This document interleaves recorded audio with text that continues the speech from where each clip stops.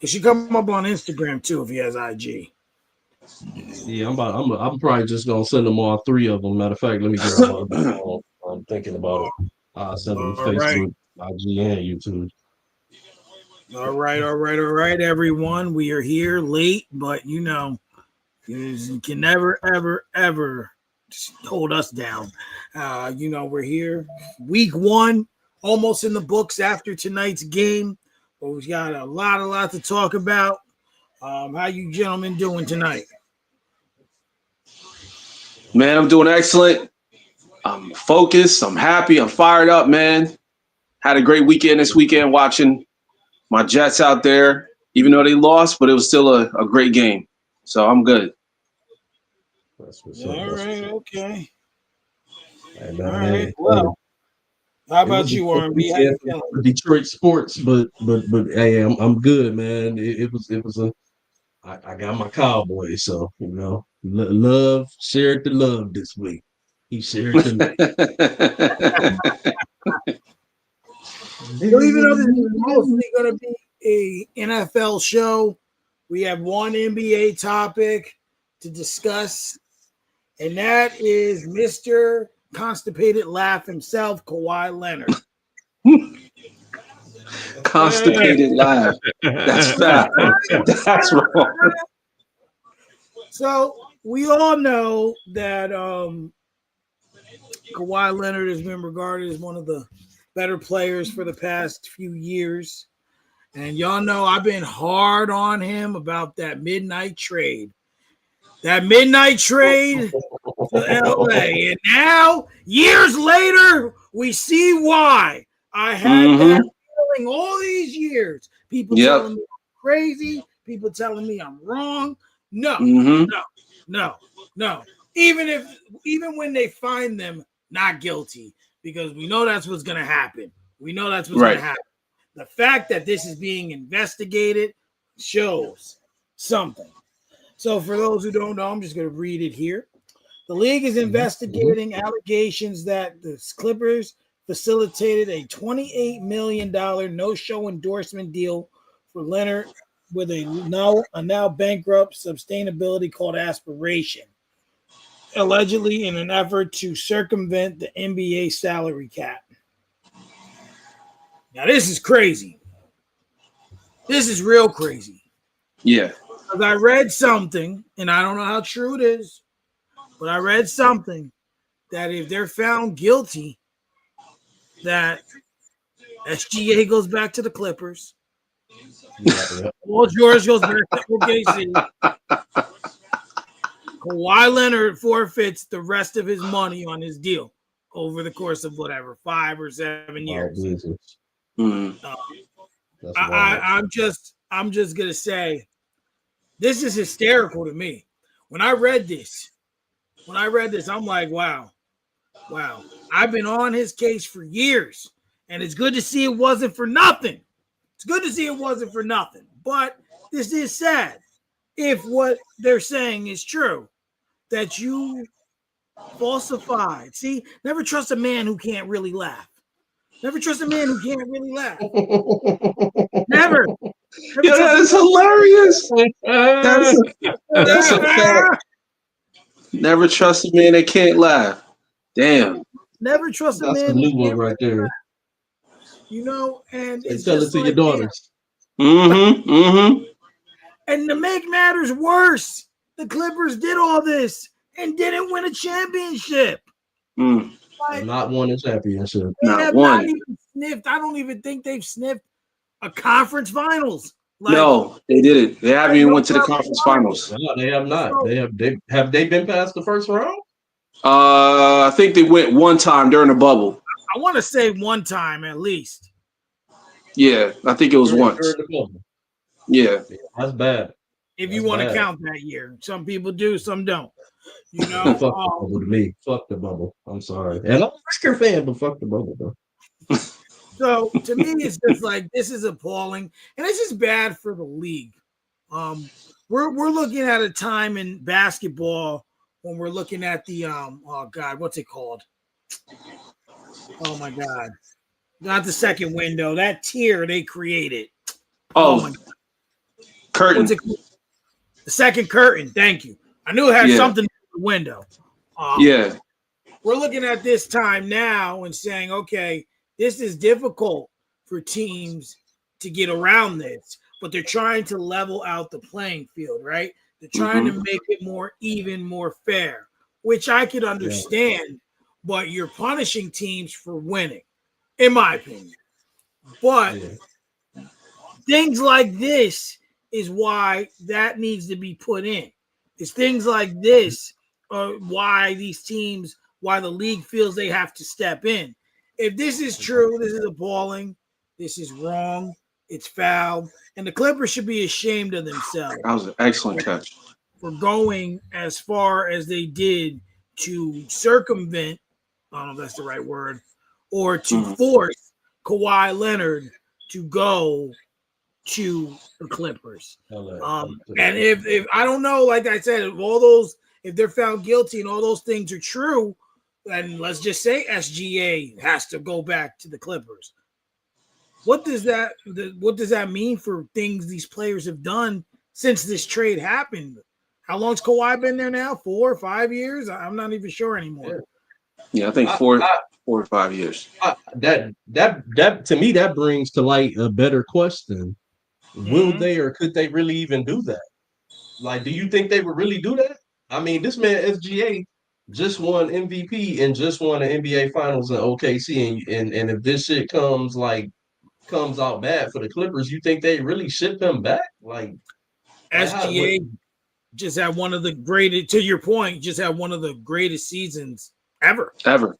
Statistically, accolades, like literally accolades, all of that. Like, what you gonna erase all of that? I just don't see that happening. I'm sorry, I just don't. Me personally, I don't think they would. You'd be a fool. I think you have to. You got to leave this where it lies. You know what I'm saying? Yeah, could all of that stuff had an effect, but you can't ripple it all back like that. You just got to.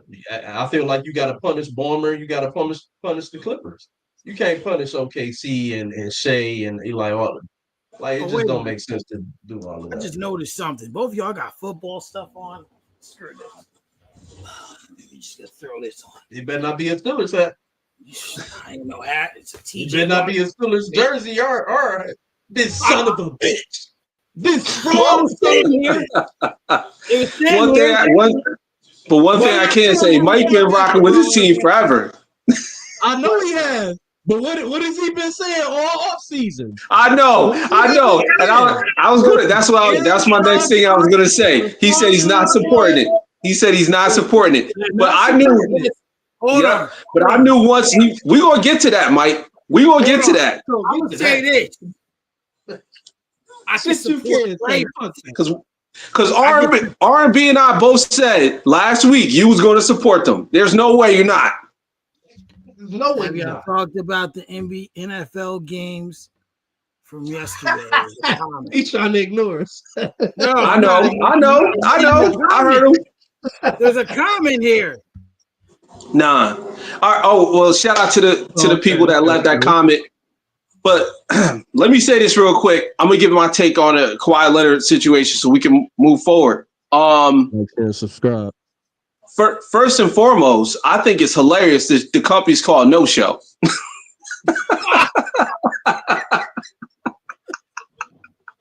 It's almost as bad as Beasley's DraftKings account. Oh, that's number one. Number two, the NBA would have no idea this was happening if it wasn't for Pablo Torre. Shout out to Pablo Torre for being a whistleblower. And I'm pointing that out because I need y'all to understand. There's a huge debate right now about, pretty much media people that played sports and media people that haven't played sports. There's a huge debate going on right now with ESPN and a lot of people off of ESPN.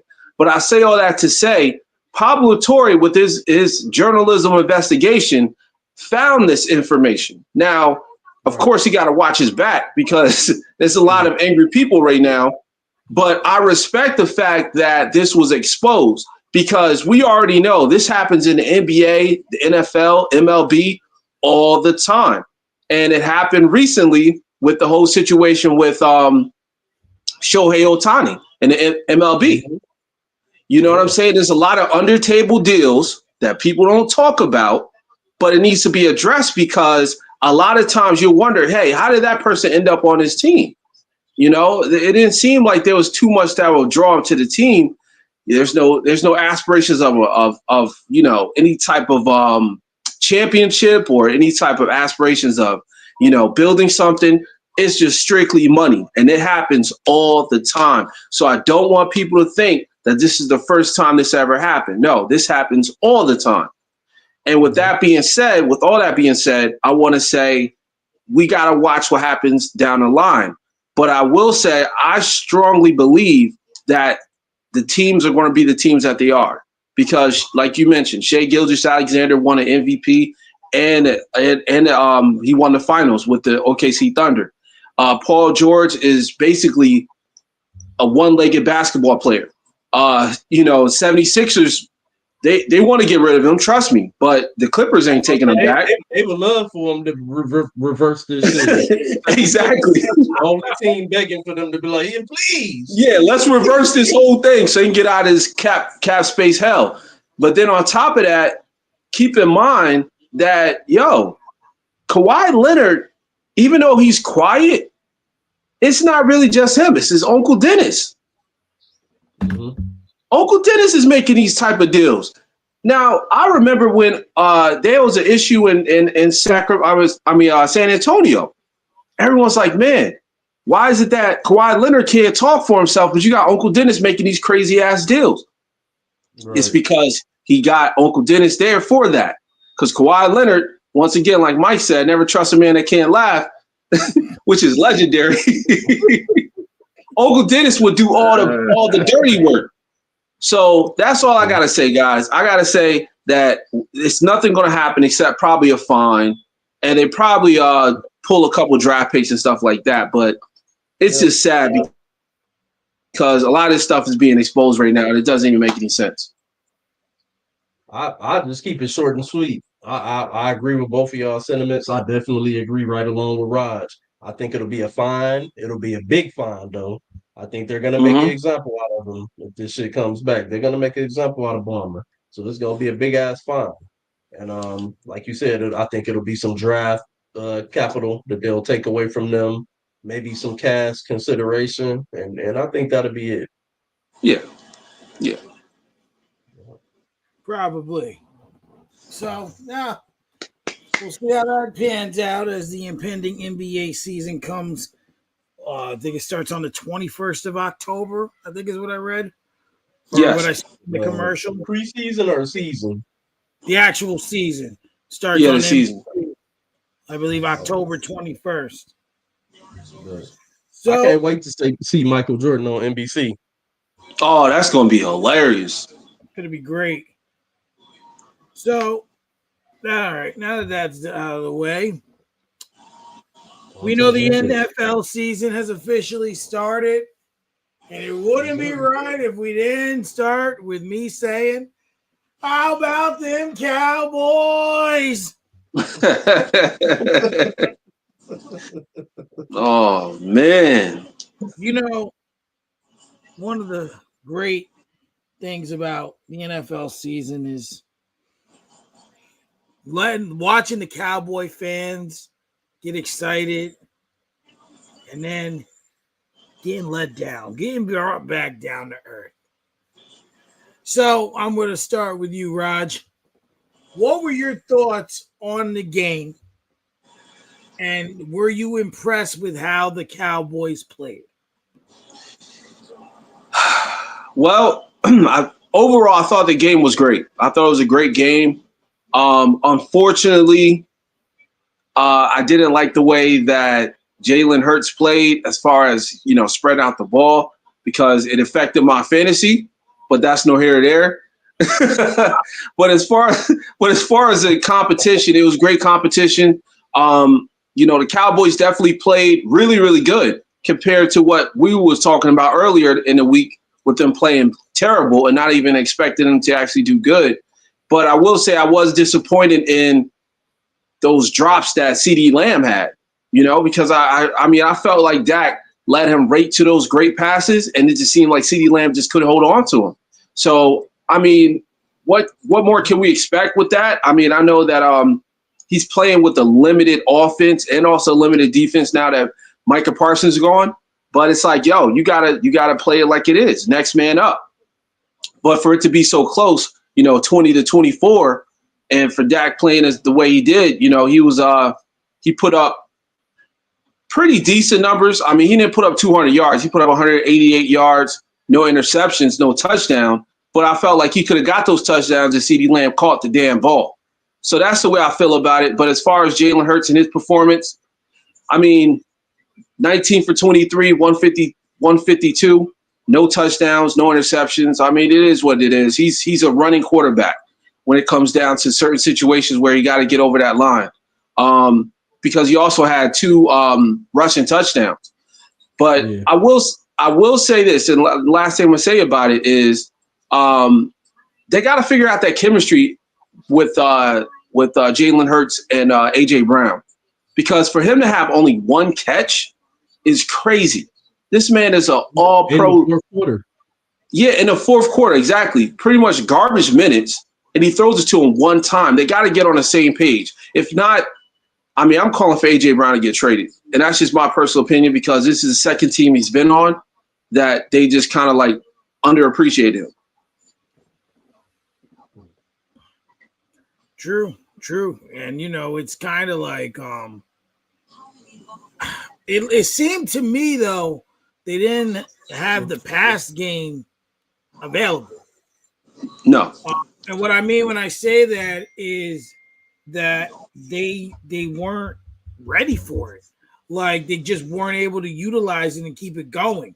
It seemed like they utilized Saquon as a decoy and then use some trickery to get Jalen Hurts running the ball. And we know it's not going to win all season. My biggest gripe with Jalen Hurts is he does not throw the ball, because like last season, I can't say no one, but I did not pick Philly to win the Super Bowl for the simple fact that Jalen Hurts was not throwing the ball. You were going to have to throw the ball to win the Super Bowl. And he did that. But now, here we go. Factory reset. We're back to not throwing the ball. Exactly. So now for you to give your best receiver, and I would say A.J. Brown is a top 10 receiver in the league, maybe even top 5, depending on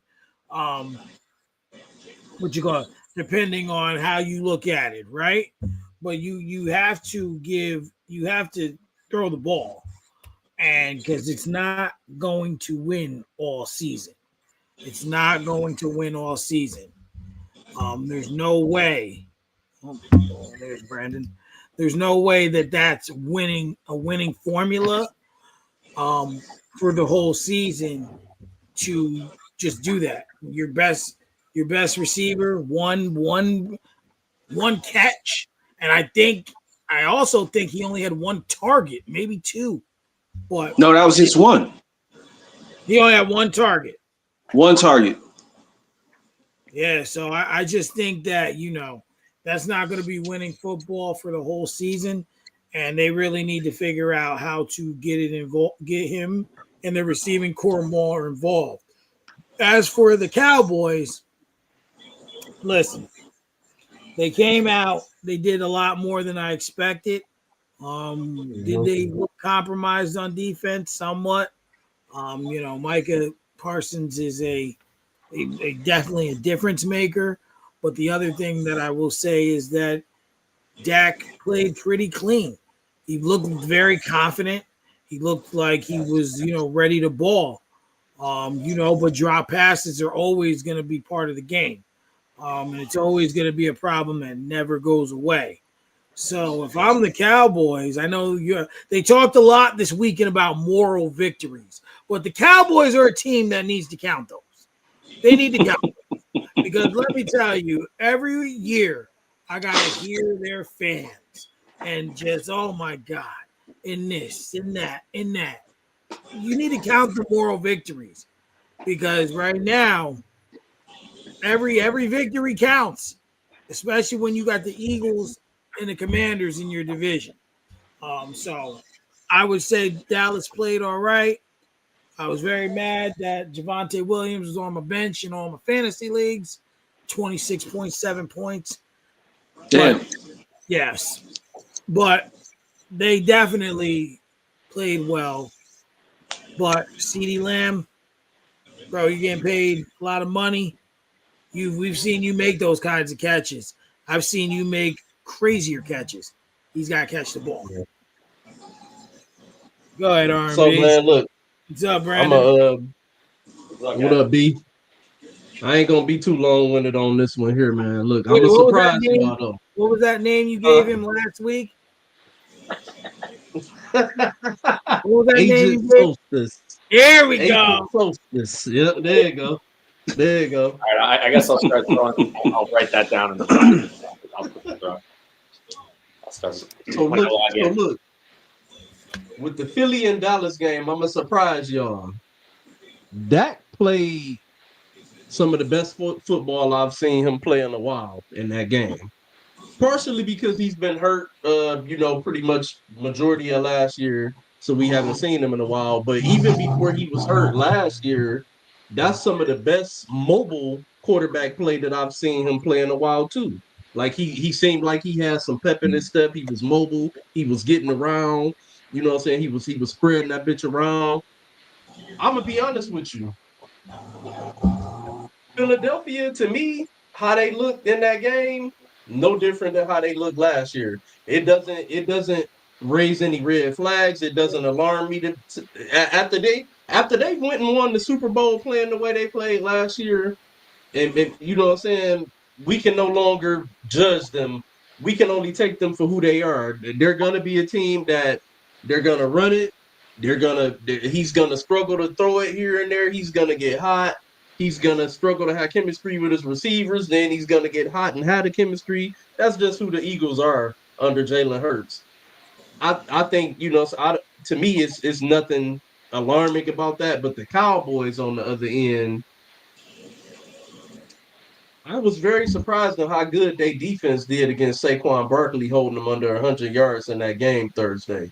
Saquon Barkley was a non-factor in that game for the most part. So, dare I say, even with it being only week one, dare I say, could Jerry have been onto something when he talked about the running of the ball, when it comes to the Dallas Cowboys and why he felt like that would be an important emphasis to tackle while trading Micah Parsons. You know what I'm saying? It's the rest of the season still has to play out, but we'll see. You know what I'm saying? But I thought Dak looked good.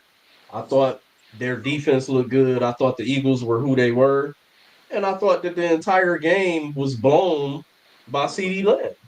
He dropped 3 game-changing plays that hit him right here. One of them hit him here, and he let it slip out his hands, and it almost got picked off. That was one of them. Then he dropped the touchdown, the end zone, and then the one that everybody was saying that he dove for. It was a drop, but I'm not going to hold that one against him as harsh as the other ones because that is a very difficult catch to make. Right. But like you said, Mike, for the tier receiver he is and the type of money he makes, goddamn it, we pay you to make them goddamn layout, drop on the ground catches. We pay you to make them. Exactly. And I also want to make this point clear. He had half of the catches drops in that game than he had all last season. Last season, he dropped 7 passes. He's already at 3 in week. Already at 3. So, but as far as that though, that's my piece on that game. Fuck the NFC East. Go ahead and get your take, Agent Solstice, so we can get to the more important games. I mean, you guys covered pretty much everything. I would just say that Dak played well, and Dallas did, they did fair on defense. I don't feel like Philadelphia, I don't know why, just their offense just did not. I don't know. They were kind of in there. I mean, Jalen Hurts did a great job of just being a game manager, taking what the defense gave him, and spreading it around. Like that's what makes a great quarterback. Because you don't always have to just be bombs away, doing what Josh Allen did last night. It's just winning the game, doing what the team needs to do, and getting the dub. And that's what Jalen Hurts did. And I think that's an underrated part of his game is that, even when A.J. Brown and Devontae Smith aren't lighting it up, he can, just be methodical and just, get you down the field. And as far as, Dak did look good, but I don't know. I can't help but feel like that whole game changed as soon as Jalen Carter was out of it. Like, he would have been up in Dak's face all day if he didn't spit in Dak's face. Speaking of Jalen Carter, bro. Speaking of fucking Jalen Carter, bro. That was, oh, God. I've been waiting to talk about this shit, and I'm going to just keep it short and sweet and simple. If I was the GM, no, fuck that. If I was the commissioner or whoever's in charge of discipline in the NFL, that son of a bitch would be suspended 6 games. Six games. No argument. Yes. No argument from me. Spitting on somebody is the most offensive shit you can do to a person. Quite literally. That's some of the most offensive shit that you can do, bro. But can we agree? But can we agree that Dak rage baited him into doing that? Yeah, that's basically all I thought. No, I do not agree. I do not agree. The reason why is because we know Dak Prescott's character. He's an upstanding gentleman type of guy. He often gets drugged in the media for not being an asshole type of guy and not saying enough and being definitely started it. You saw that? He definitely started it. But we saw him spit in his direction. He didn't do anything wrong. I saw him. You saw his face. He knew what he knew who he was talking to. I saw it play out just the way Dak said. He said he had to spit. The lineman went right in front of him. He spit. Did his spit go anywhere near Jalen Carter? That's what I'm gonna ask y'all because from my view, it went like Jalen standing in front of him in the area, but it's Jalen Carter was at least 5, almost 6 yards away from Dak when he spit, and he says the dude like, hey, yeah, man, but we know, you know what I'm saying? Did you spit at me? And he like, no, what the fuck I'm gonna spit at you for? And then that's where it escalated, and he spit on him. But point is, I give it to you real quick, Raj. I'm gonna give it to you real quick. Point is, though, look, even if he did mean to spit at Jalen Carter, did it connect? Did it connect? Shout out to Mike. Shout out to Michael that just left that comment. I'm saying Dak instigated it. I'm not saying he did what Jalen Carter did. But I feel like it may have been a methodical because he had the linemen cover him a little bit by the way that they he kind of hid in their shoulders and their pads when he spit forward, and Jalen Carter just happened to be in front of him, but it was the right. And that's how I looked at it. I felt like he just happened to be standing there. I feel like it's not many times you're gonna find me defending Dak Prescott, but I defend him on this. I know, and I appreciate that, but what I'm saying is when you look at what's the next game we should talk about? Yeah, when you look at the actual video, I think he rage baited him because he spit in his direction, even though he didn't spit on him. He spit where he was like if someone's standing in front of me and I spit, that's mean basically I don't rock with you. You know what I'm saying? If we're talking, right, and let's say you're like 5 yards, 6 yards away from me. We should talk about. So that's just my opinion. Well, I don't know. It's I think we just agree to disagree. I don't think he Damn, they put the Dak flag out. It's the like I said, at the end of the day, it'd be different if y'all sitting here saying, "Oh, well, Dak spit on him and it landed on his foot or some shit." Then we can really say that he was truly aiming at him. This dude spit clearly onto the ground, nowhere near this man, and he just took it as an opportunity to say, "Oh, you spitting at me?" It's almost like a bully in school back in the day gonna find a way to bully you. Oh, you looking at me? You looking at me? Like, dog, I wasn't even facing your way. What are you talking about? You looking at me? You know what I'm saying? That's how I felt it was. That's what it looked like to me. That's the thing. I agree with that. I just kind of feel because I feel like Dak and the Cowboys kind of know that Jalen Carter's that kind of like nutcase, and he's if he did something trivial enough, but with the smiling and the smirking and potentially said something that we couldn't tell from just a camera, like that might have gotten Jalen. I totally agree with you on that. That Jalen Carter's in the wrong. Like he needed to be more mature. Like he's the one in the wrong. Period. It just kind of, like the camera angle. The smile after the spit was just like, what was that about? I'm just not seeing that comment you was talking about. Shout out my coworker Mike, man. Appreciate you shout out to Mike. Checking us out. You know I ain't no bitch, right? Insider, work insider. So we'll see what comes of that.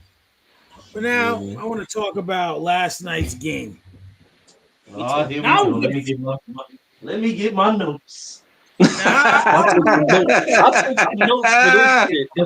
Oh man! So we're gonna talk about last night's game.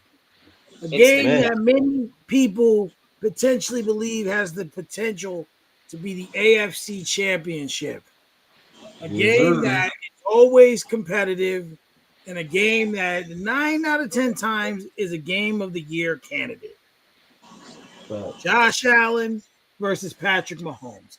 Yeah, we know it's the Ravens, Josh Allen versus Lamar Jackson. Yeah, we know it's the Ravens versus the Bills, but we know who we're coming to see, right? Mm-hmm. So, Brandon, I'm going to start with you. Was this more about a Bills victory or a Ravens collapse? It was a combination of both. Like the Bills needed to be, at least the offense continued to just do what they needed to do and just continue to fight. And then ultimately, like, it's also, we don't get that opportunity if Baltimore just plays the clock the correct way. Like, something I actually just saw on here, on my phone before I came on here, it's a huge point. Like, when Derrick Henry had the fumble, they snapped that ball with like 23 seconds on the play clock, and the clock was running. Bro, that's waste the time. Like, they are the Ravens absolutely shot themselves in the foot last night, which allowed us to take advantage, but it doesn't happen without Josh Allen being a demigod. Like, that was the single best Bills win I've ever seen in my life. We have never seen a Bills win like that in our lifetime. Because the last time the Bills came back from 15 points or more in the fourth quarter was 1967. Yeah. So, that is a true Bills fan stat right there. we just watched history. Last night in that regard. It was a scoregami.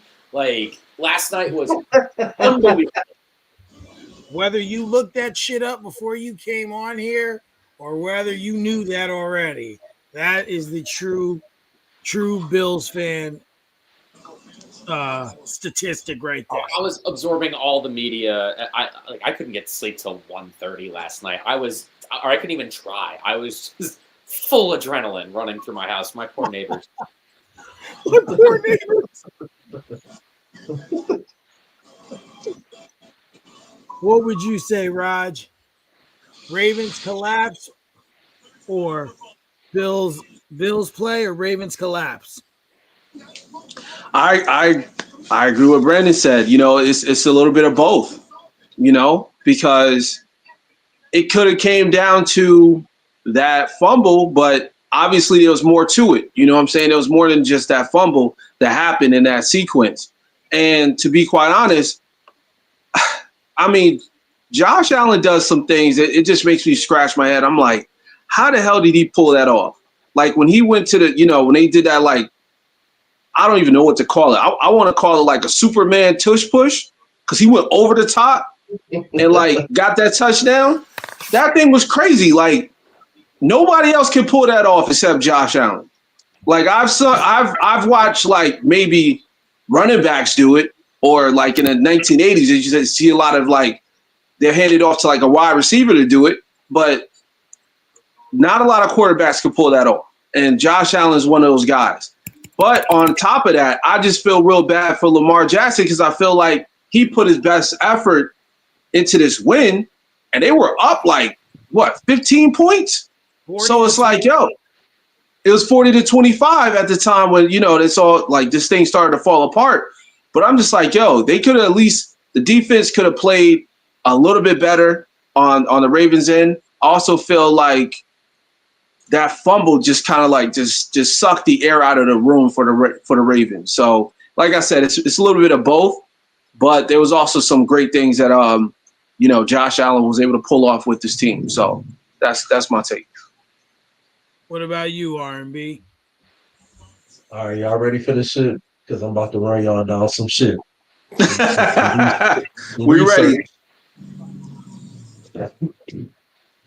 All right. So last night, Josh Allen by himself accounted for 430 yards of total net offense. By himself. This game, outside of the heroics of Josh Allen, I'm not gonna call it a Baltimore meltdown. You know what I'm gonna call it? I'm gonna call it a Harbaugh letdown. See, I'm switching it up on y'all. This is a Harbaugh letdown. Did y'all know that nobody has blown more fourth quarter leads with double digits since the 90s outside of Jim Harbaugh? So, in other words, he's the Doc Rivers of the NFL. He's exactly. The Doc Rivers of the NFL. Exactly. Bro. Perfectly said, Mike. Perfectly said. Yes. These dudes had 15-point lead with 5 minutes to go. You got Lamar Jackson and you got Derrick Henry. Derrick Henry was averaging 9.4 yards per carry last night against that defense. He did have that critical fumble, but this is fucking Derrick Henry, right? Mm-hmm. Hey, these dudes, Baltimore is the first team to score 40 points and rush for at least 235 yards and fucking lose the game. And the defense looked absolutely horrendous. I picked Baltimore's defense for my fantasy defense on my fantasy team. This defense is supposed to be all world by the names that's on paper. This offense is supposed to be all world by the names that's on paper. By what they can do, they put up 40. You were up 40-25. When I laid down, it was 30-17. Yeah. How do you lose this game? I'm gonna tell fans you were walking out. I'm gonna tell you how they lose this game. I don't totally disagree with the whole thing about the clock management, but even though Derrick Henry had the costly fumble again, that's fucking Derrick Henry. And you still got Lamar Jackson. Why are you punting the ball on 4th and 2 when you got Derrick Henry and Lamar Jackson? Why? Why are you giving Josh Allen the ball back? You don't give him the ball back. Bro, Derrick, again, I'm going to say this. Derrick Henry and Lamar Jackson, 4th and 2. You see that your defense is playing bad. I don't give a fuck how good they're supposed to be. Last night, they weren't good at all. So as a coach, you have to say, my defense is getting built to ass right now. So I need to close this game with my two best players, and that's Lamar Jackson and Derrick Henry. And Zay Flowers was balling last night. And you can't pick up a 4th and 2? This is a Harbaugh collapse. If they don't get it, my bad, I'm finishing here, Mike. If they don't get it done this year, or fuck the AFC Championship, they need to go to the Super Bowl. If they don't get over the hump this year, it's going to be some serious questions about whether Harbaugh can get the fucking job done again in Baltimore. Just like Tomlin, you can't keep living on that Super Bowl from Beyonce and the lights going out 13 years ago. And with that, I rest my case. I was just gonna say, talk that talk. Shout out to DeAndre Hopkins. Talk that talk. Shout out to DeAndre Hopkins. With a nice catch last night and a touchdown. That was crazy. That one-hander, yeah, that was nice. Got it against us. That's it wasn't better than the Tesla. The one test. Oh, that was insane. That was insane. I don't know why Raj is not on my screen. Like I cannot hear or see Raj at all. Oh, you can't? I'm gonna back out. I'm gonna back out. I'll be right Okay. back. So we seen yesterday Buffalo do heroic stuff. And while I'm not against anyone's take, I have to pick a definitive side here. I don't know why he's hold on. Let's remove it. I gotta pick a definitive side. And I agree with the Harbaugh take altogether. I definitely agree with the Harbaugh take altogether.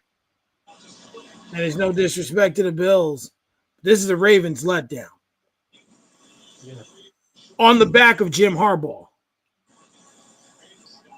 And I say that because as someone who's had to watch multiple Ravens games over the years, be on the wrong end of some of those games and be on the right end.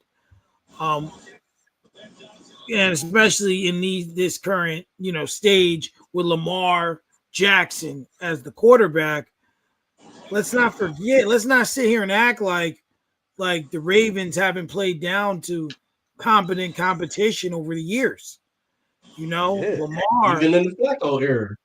Mm-hmm. Exactly. But Lamar Jackson, I believe now, against the Steelers alone is like 16 and like 5. Against the Chiefs, he has like 1 win. It's a little more balanced with the Bills, but we know the Ravens, to R&B's point, can't close games. When it matters the most, they will listen. The most. It never is about how you start. It's about how you finish. And how the Ravens have finished games is bad, which is why they cannot and will not win the Super Bowl. It's not going to happen because the thing is, Baltimore needs that first round bye in order to even think about it, in my opinion. They need that. Let me ask you a quick question. Let me ask you a quick question on that sentiment that you just stated. If you feel that way, would you say that they close the season similar to how they close games? Because it seems like a trend.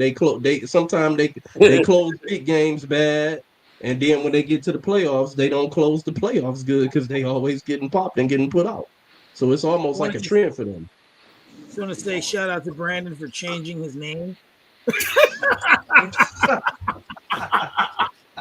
That's why I was laughing during your question. I would say that if the Ravens know, right, they're playing subpar competition. So if they're playing the Browns, they're going to go 40-45 on the Browns, and that's going to stick. Or you're playing the Panthers, or you're playing, the Dolphins, need I say more, right? That's going to stick.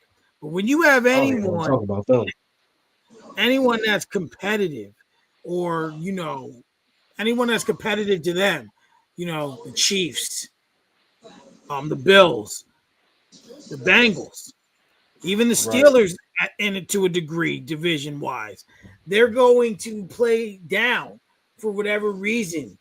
They just they don't have that same level of competition.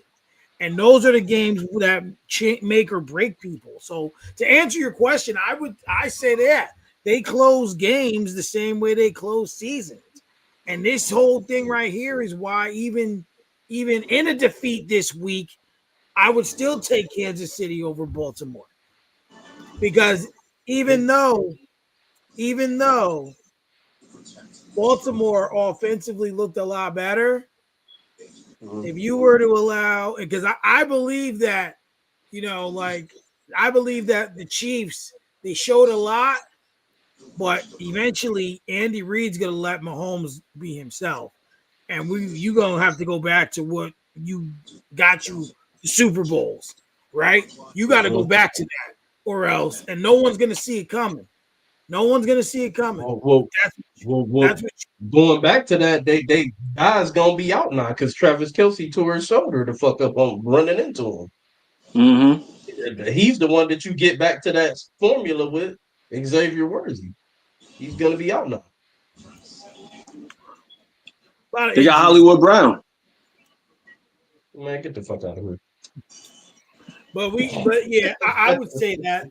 But as for this game, you know, like I said, to mix with your point, and it's not a knock on the Bills, but this is how the Ravens are when they play up, when they have to play harder competition, they fold. You know, and unfortunately, they fold when the lights are the brightest. They needed that game because if they want to even think about Super Bowl, they need to have that first round bye. They need it. So now that's off the table if you tie with Buffalo. That's you got to now get ahead of them and stay ahead of them and hope that the Bengals don't figure it out because God knows they were god fucking awful yesterday. And hope that the Chiefs don't find a way to do kind of what they did last season. Obviously, they're not going to go undefeated for a while as they lost. But, you know, if they start winning games, they're always in the fold, right?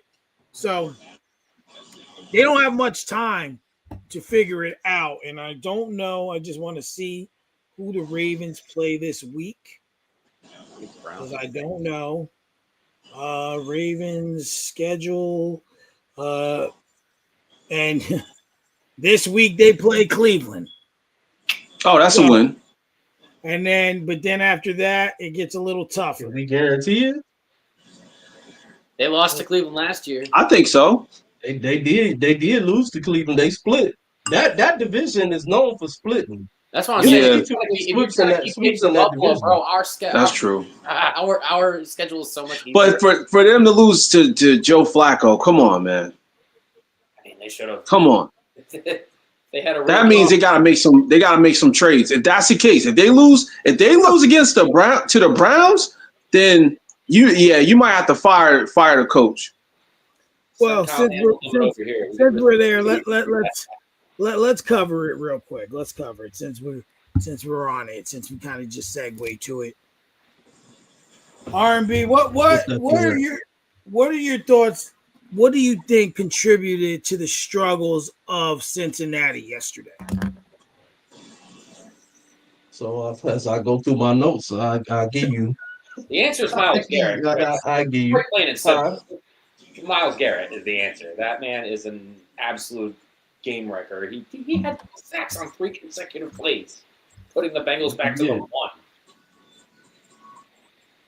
So and I feel like the offense just didn't this new highly powered and highly paid offense that the Bengals and Joe Burrow them clamored to have everybody back and pay this offense.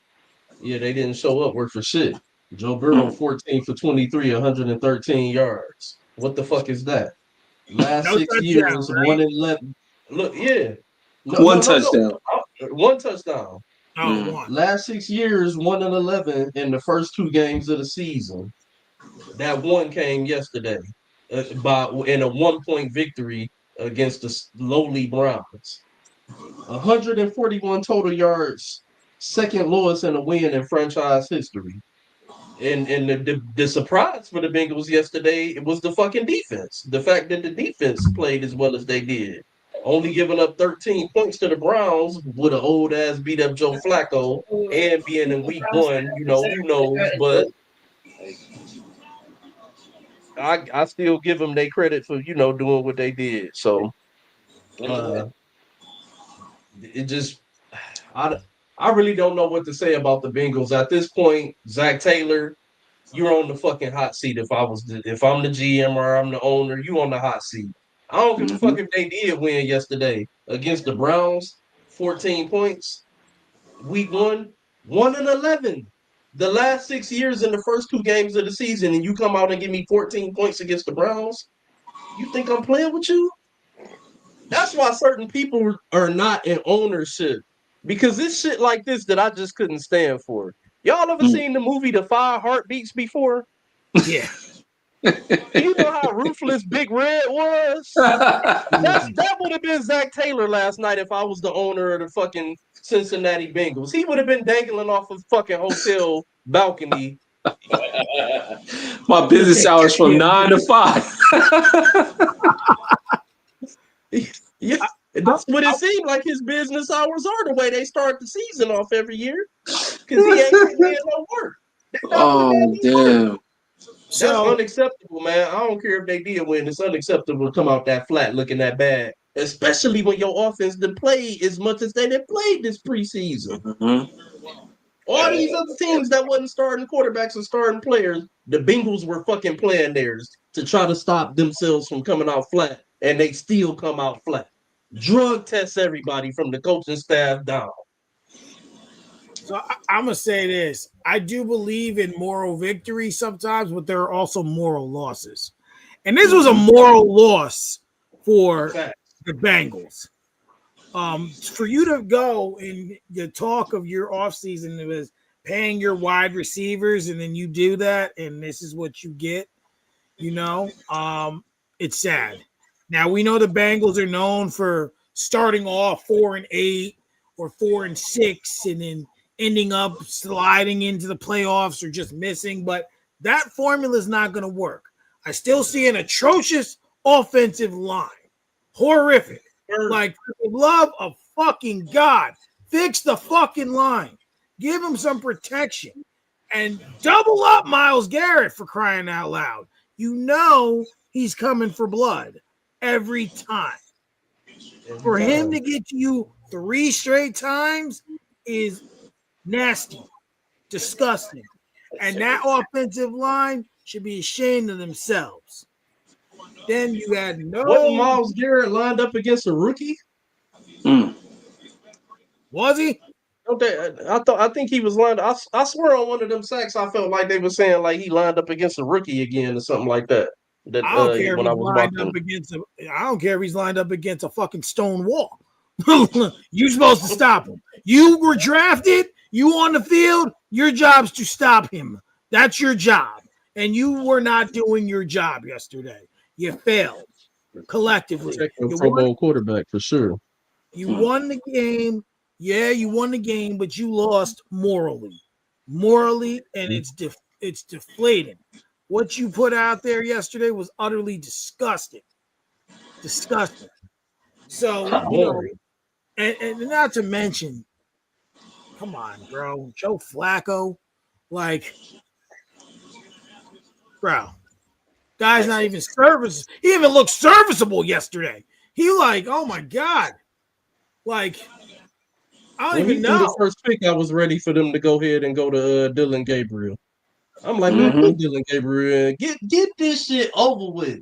I don't want to see this elongated, prolonged ass soap opera story of Shadur, Dylan, Flacco, and the Browns.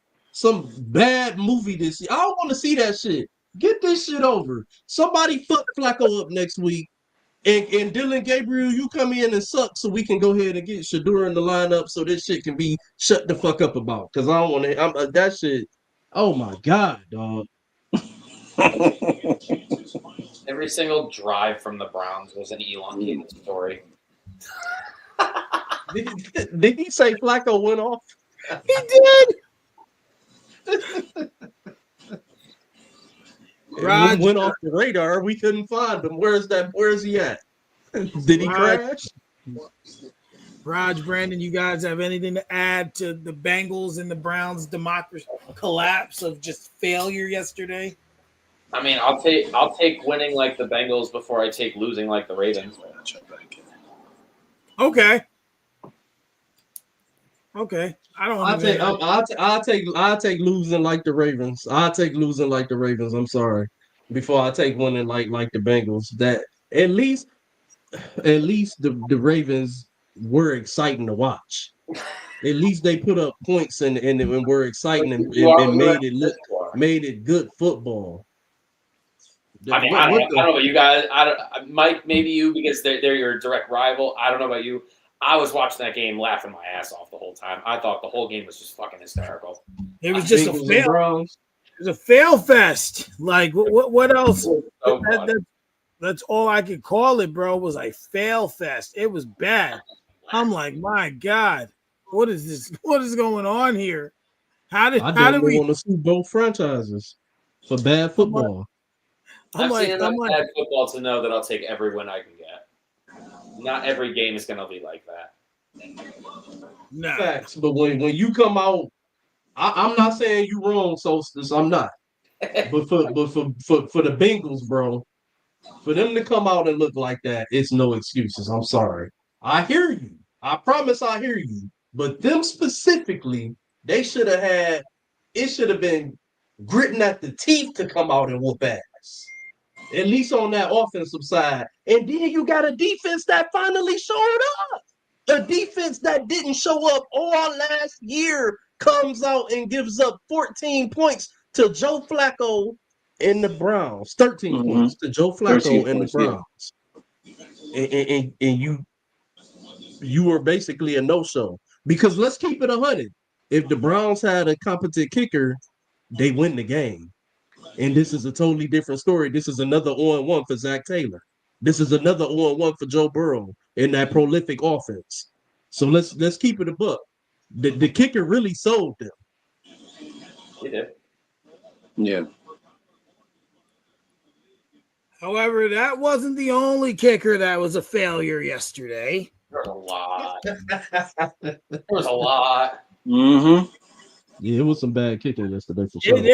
I mean, we to won, the point we won. We look at, and you know, we like I see Koo missed a kick. Thank you, Matt Prater, for not missing a kick. Young Paul. Yesterday was just a slew of just missed kicks. Missed. You see mixed extra points. I mean, hell, it started on Thursday. I believe the Chiefs missed an extra point. No, if I'm not mistaken. I believe they missed an extra point. So it's just like, yo, what is going on? Like, is there any reason why this is happening, you think, or just it's week one jitters, rust? I'm gonna count it for week one. I'm gonna say week one. Yeah. Or it's either week one, Mike, or all of the kickers have been hanging out with Justin Tucker. and they've been, hey, did he have freak offs and Justin Tucker have kickoffs? Is Deshaun Watson really hurt? Hosted by Deshaun Watson. Be that as it may, with all those missed kicks, I know y'all are waiting, so I'm just going to go into it. One man did not miss his kick yesterday of 60 yards, Mr. Boswell himself. Yesterday's game, the Steelers and the Jets. Mm-hmm. Definitely not what I expected. He's a bad man.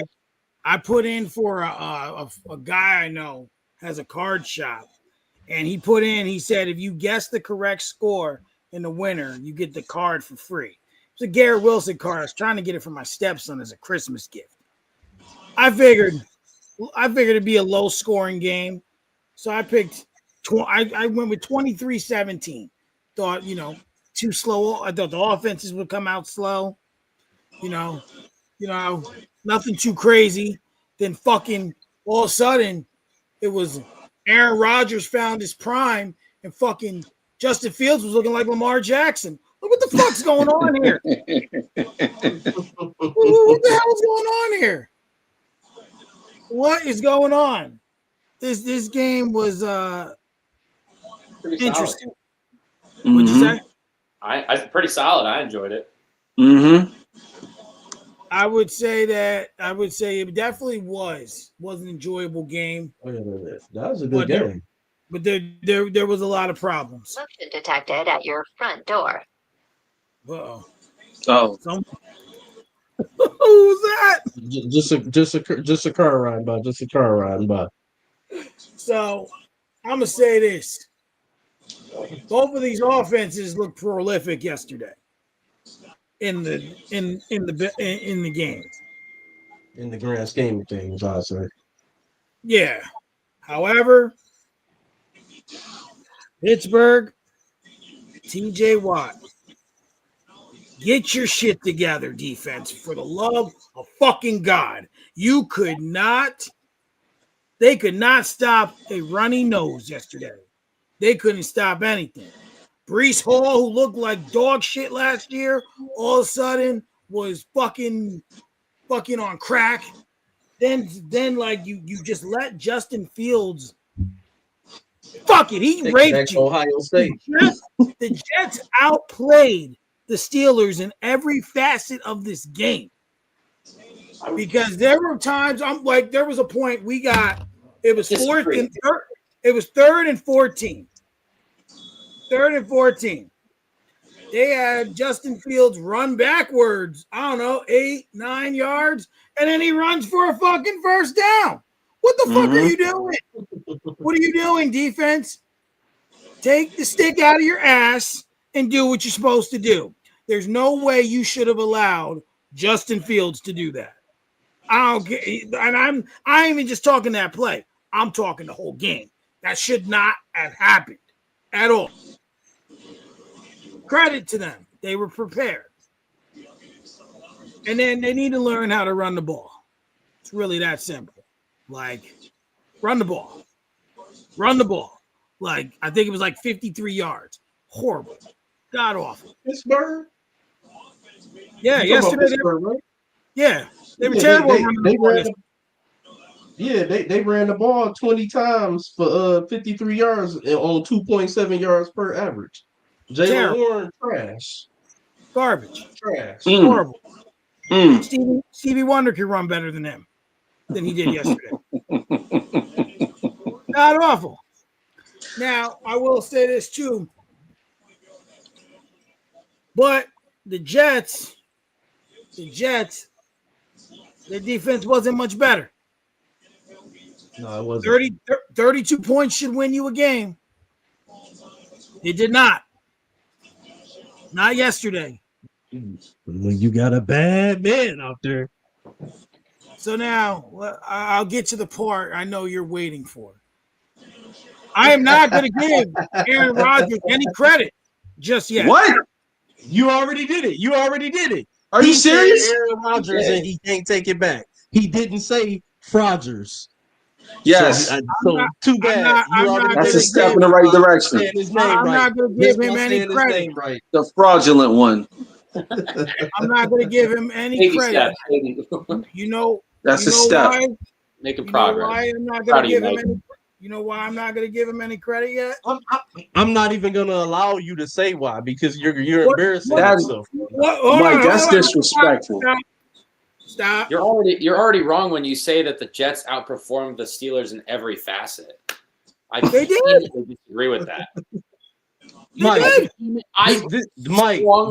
defense. I would absolutely say the Steelers special teams kicked the shit out of the Jets special teams yesterday. Okay, yes. so one bad play, that may have changed. That one bad fumble may have changed the outcome of the game. But special teams plays.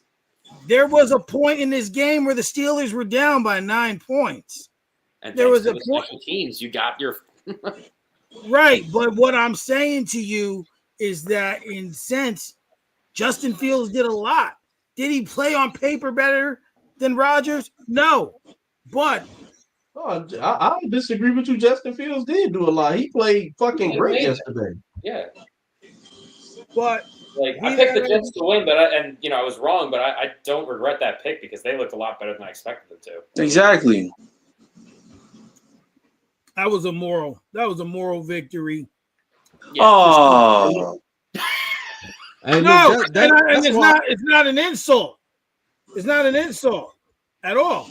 It's just saying that the Jets performed very well running the ball, throwing the ball. Fields was able to be himself, wasn't forcing passes, running when he needed to.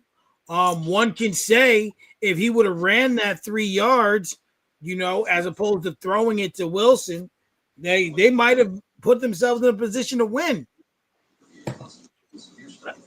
So it's not a bad moral victory. It's just that, 32 points should win you a game. Like that's what I'm saying. 32 points should win you a game.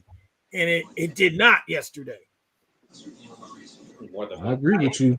But hey, look, so I'm going to circle that back on you because you said you don't want to give Aaron Rodgers no credit. So let's reread these stats. Defense, it's not. Hold on, because we got off. The only reason I'm not going to give him credit yet, I'll give him credit for yesterday's game. But, what I mean is a lot of people go up here and what have we been saying all show? It's week 1, right? I just need to see more. No, that's not me. That's not me dissing him. That's being honest. I need to see that. Listen, I would have. Hold on. I agree with you. I would have much rather him go. That you were saying you weren't giving him credit for yesterday. I'm not talking about just right. Flat out give him credit. I want to go out there and did he play? Did he find prime Aaron Rodgers? Yeah. Did he look comfortable? Yeah. Did he look? No, he didn't look comfortable. The offensive line played god awful for Pittsburgh yesterday, and the man put up 22 for 30 for 4 touchdowns and no interceptions. He's the reason they won that game yesterday. He gets all the credit. I would say the only thing I would have much rather have him gone out there and gotten 2 touchdowns and then say, okay, we got something to build off of. But he started the bar high. So now it's kind of like, can you sustain? That ain't going to happen every game. We know that. Of course not. But what I'm saying is I just want to see more serviceable football. That's all I'm saying. I just want to see more. I agree with you. But then we got to get to the nitty gritty, okay? Because and it's not a knock on the Jets, but it's the Jets, right? So even though they played better, historically, they're not known as a better team, right? So I'm looking at our schedule, right? I can't disagree with you on that. I'm looking at the Seahawks next week at home. That should be winnable because they look like dog shit yesterday. I'm looking at a game. Who in the hood? That's me. That's Poughkeepsie for you, bro. I'm looking at a game. I'm looking at a game against the Patriots here. Another game that should be winnable, right? But then I'm looking at a 9:30 game. I'm looking at a 9:30 game against the Vikings here.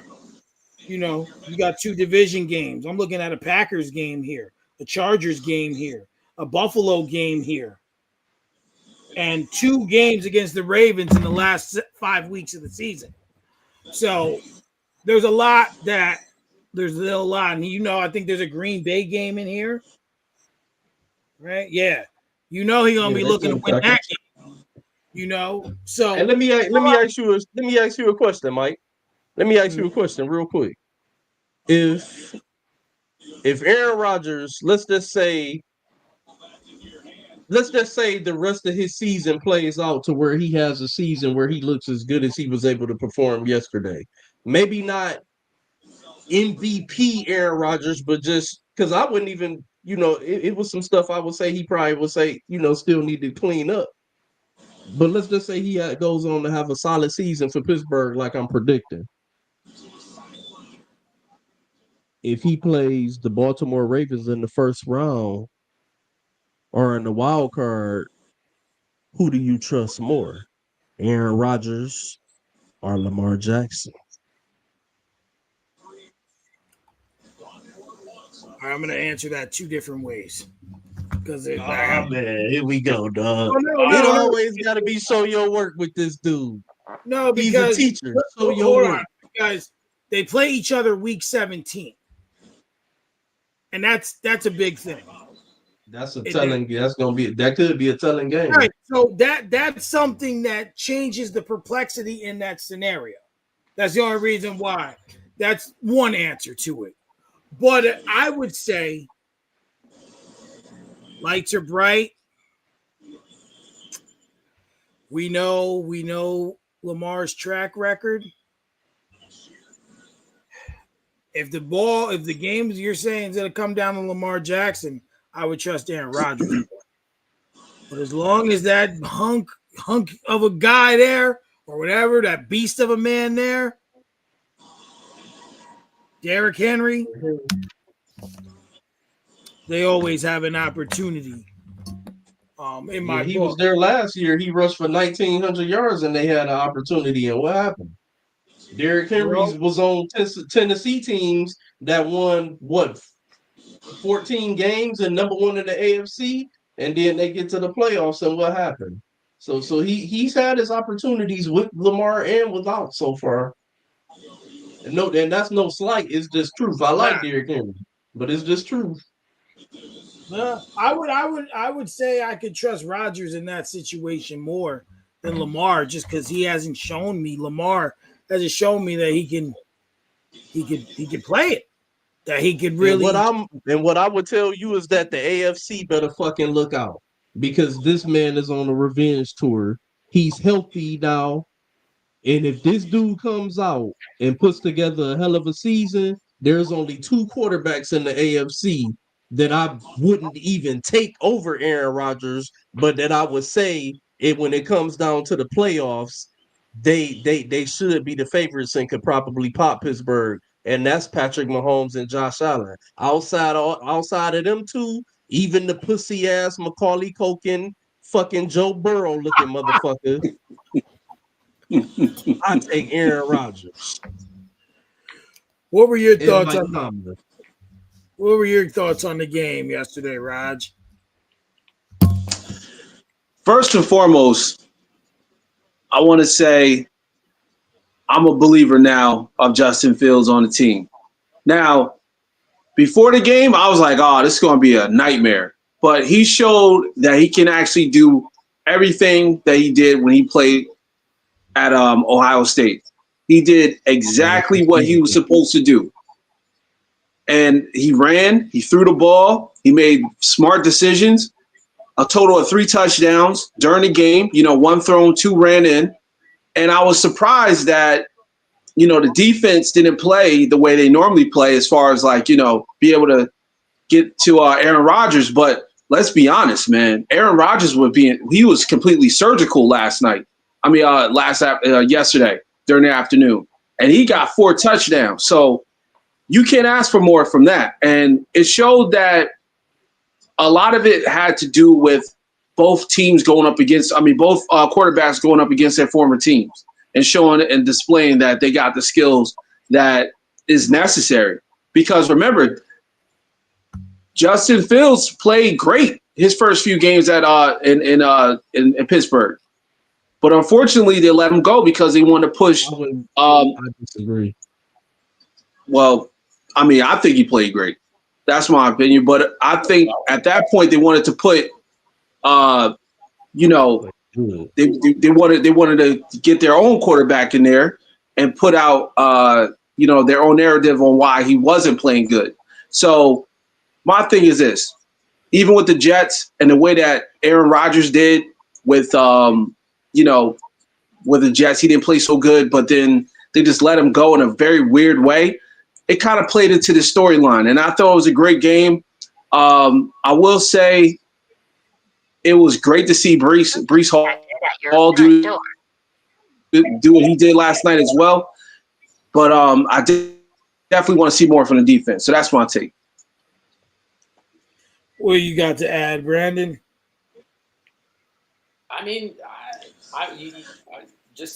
Mike, when Fields was on your team last year, I was banging the table that I thought was really, really dumb to let go of him, to let Russell Wilson step in there.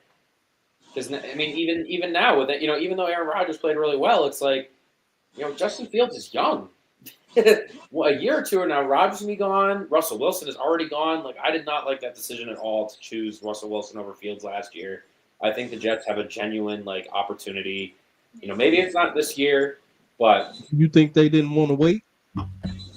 I'd say that again. Sorry. And real quick, I don't never want to make y'all feel like I'm interrupting y'all. Oh no, yeah. I just like to come Nah, in you and good. ask questions Yeah, to you're good. spice it. You know what I'm saying? I want to know what y'all thoughts are on Yeah, these no things worries. that y'all say. Do you think it could have been a situation where Pittsburgh said they don't want to wait because Fields has to develop it as a young quarterback because he's a project? They want it right now. Ownership might want it right now. Yeah, of You course. felt like their best chance to make that push was Aaron Rodgers. I would so at least for now, Aaron Rodgers, I can understand that a little. Last year, Fields right now is better than Russell Wilson is right now, and he was last year. And it felt pretty obvious. You think he played great last year? I thought he played well Justin enough that Fields? it was clear and obvious that he was better than Russell Wilson. I don't know if I agree with that. Because we can't act like Russell Wilson didn't come in and light the world on fire for more than a more amount of weeks than Justin Fields played good, not great. Nah, he had 2 hot weeks, man. He was okay. Russ? Yeah. Against the Jets and the Giants. He played He okay. came in and ball for like 4-5 weeks and then he teetered off.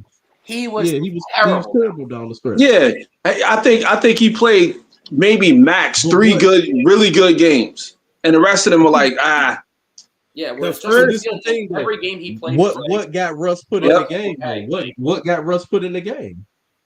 I'm telling you, I think it was a narrative. It was just my. They were like, "Oh yeah, we're gonna do it, Russ," and they shouldn't. Because exactly, and this is like I said, it's all opinionated. We don't have no substantial facts on it. But I would say when I looked at this team last year with Pittsburgh and how they had it set up, right? They had Justin Fields as like a de facto kind of quarterback up until Russell Wilson was comfortable and ready to go out there. I don't know if it was playbook issues. I don't know what it was, but I think they tried it out with Justin and see how it would go. And they said, okay, well, we're going to give the veteran a try. And it never turned back from then. For all y'all. I got some homework for all y'all. Go watch highlights for the first 4 or 5 weeks of the Steelers season from last year. Mike, you watch more Steelers games than I do. You tell me, what did you see? So I'm going to put it to you like this. Justin Fields came in, played solid football. He won some games. Thank you. Solid. But there was nothing that was over the top. We had a game against the Colts that we should have won, and he had some key turnovers. Let me remind you, Russell Wilson had a calf injury. He had a calf injury. He was named the starter before that injury. So there was never any chance that they weren't going to see what they had with Russell Wilson. Didn't matter how Fields was playing. That I disagree with, Mike. That I disagree with. They should have pivoted in I feel like Justin Fields didn't give he didn't give them the chance to go with him. If he came out and played like he came out and played yesterday for Pittsburgh, he'd still be there right now. Russell Wilson would have never sniffed the field, and they would have gave him a contract and kept him. Weren't they? Because that would have shown. Yeah. There's I think 4. What was the record with Justin? Was it 4-1? He couldn't get the ball down the field. 4-2. I mean, a win's a win. And look, when it's all said and done, come on, bro. He's a younger quarterback. He's a younger quarterback. All are AFC guys. Every single all 3 of you guys are AFC guys. And you can sit up here and tell me that they should have let Justin Fields stay as the starting quarterback because he was 4-1 and they averaging 17 points a game. What the fuck is that going to be in the AFC when you got Josh Allen, Patrick Mahomes, Lamar Jackson, Joe Burrow, all these quarterbacks putting up big numbers and shit. Even the lowly CJ Stroud and the Texans and them. Okay, all right. At 17 points a game. Okay, and with that being said, how did Russell Wilson do in the playoffs? And even before that, like we not talking exactly, about, exactly. He had 3 good games. And they were like, "Oh, Russ is back," but they keep forgetting in Denver he played like crap, and now in New York, out there with the Giants, he's playing like crap because that's what he does. He's old. He can't. We have to get to that because you trying to hold. I'm not a Russ saver and no shit. But that's a false statement you just said yesterday. And no, it's not. Shit. Those that coaches. Trying to be dropped back in halftime. Are you really watching these games? I'm watching the games. I'm watching the games, and Russ looked cooked. Russell Wilson's fumble against the Ravens trying to dive for the end zone engraved in my head. Don't you worry. Exactly. That's what I'm saying. Russ looked cooked, bro. Let's be real. When Russ left, we can reference back to one fumble. Oh, you talking about it's not even just one fumble. Go look back at his last year in Denver. Go look back at his whole. You had a whole year to look at him in Denver. No, we did not. Yes, we did. We had a whole season with him in Denver. We had 2 seasons with him in Denver. He got screwed over in Denver. Knew who he wanted. He knew who he wanted his quarterback to be. He sat Russ down, and the man hadn't even threw double-digit interceptions. And with that being said, same applies with Russ and Justin Fields. It's the same scenario. They know who they want. They know who they had starters. Mike just said it. He said they know who they wanted to start. They signed Russ to be the starter. I know, and that's my point. They know. They already – you just said it in a way, too. You said, winning games versus it being you in the AFC only can score 17 points. What is that? Okay, and like I said, when Russ got on the field, he scored, 20-something, 20-plus points for like 3 games, maybe. 3. I'm giving him 3 games. The rest of those games, cash for clunker games. I'm telling you, the playoffs showed it. I'm not disagreeing with you. All I'm telling you is the reason that Justin Fields did not remain the starter for Pittsburgh is because he did not show them what they felt like Russell Wilson would be able to do in a game if they had to put up points in order to win the game, get the ball down the field. It's been a weakness. And in my opinion, it's been a weakness for this man for 5 years. Right. Mine too. I agree, Brandon. And that's what I'm saying. If we're winning games, we're winning games. I don't care how many points we put up. Let's just win some games, guys. I think Russell did not have the opportunity to put up as many points. If you ain't got Ray Lewis and Ed Reed and Rod Wilson and my niggas, man, come on, bro. Stop playing, man. You gotta grab Hall of Famers. I'm the defense that these men they not playing with that. Talking about what we gotta do is manage these games. That shit not about if you ain't got Ray Lewis in them or Troy Polamalu and Ryan Clark, man, stop. But what I'm saying, down the field. But all I'm saying is this, and I get I do see your side. I do, trust me. But what I'm saying is this, though, R&B, is that we're looking at a situation where that quarterback that they had, Russell Wilson, did not live up to the expectations of putting up the points in the playoffs. And they end up getting rid of him anyway. So now look, they grabbed up a veteran quarterback who was on his way to retirement, right? And now they had to hit the reset button because they didn't stick with that one plan, which was win games. It didn't do nothing with it. Had nothing to do with how much points you can score. Because we're not doing this is not soccer. This isn't, you know what I'm saying? This isn't the other football. This is football. So we don't care about the points. Can you win games? So riddle me this. If Justin Fields goes to the playoffs last year, the way Russ went to the playoffs, you telling me they win? I don't know. That's the thing. I don't know. Maybe. Things happen. Anything can happen. But I'd rather roll with that plan because I can work with him. I can work with Justin. You see what I'm saying? Versus it being Russ, who's outside now because he can't play anymore. He's trash. He's been trash for like 3 years. it just felt very short-sighted of Steelers organization to stick with Russell Wilson instead of seeing that Justin Fields, not now, is the guy, but maybe we can build him up like Lamar Jackson and Josh Allen ended up getting built up. Exactly. I don't have nothing else to say on this situation or this subject. I'm gonna just let this season play itself out. I'll leave it alone. Let's go football. We are so bad. Yes, we're back. I don't have anything. Well, I do have one more question. One more thing. One more question on the Justin Fields thing, but it's not relating to Russell Wilson or anything like that. Okay. One of my coworkers, not Mike, that was watching, but one of my coworkers earlier brought up to me that he feels like Justin Fields is right on level, or if not better. Mind you, he basing this off of the one game from yesterday. Is Jalen Hurts. To that, you guys say what? Because I totally disagreed and felt like that was disrespectful to Jalen Hurts, and I feel like he's the perfect game manager. And people I mean, putting him in a vacuum of the two games, I can see why the argument's made of just week 1 of 2025. But that just focusing in on this little box is too. No, Jalen's definitely the better quarterback. I'm gonna say this. But oh yeah, go ahead, Mike. I don't know if you guys have y'all watched Power before on Stars? Hell yeah. You remember that part in season 6 where Ghost asked Tate for $1 million and he went, "Nigga, what?" That's me right now. That's me right now. Like, short take.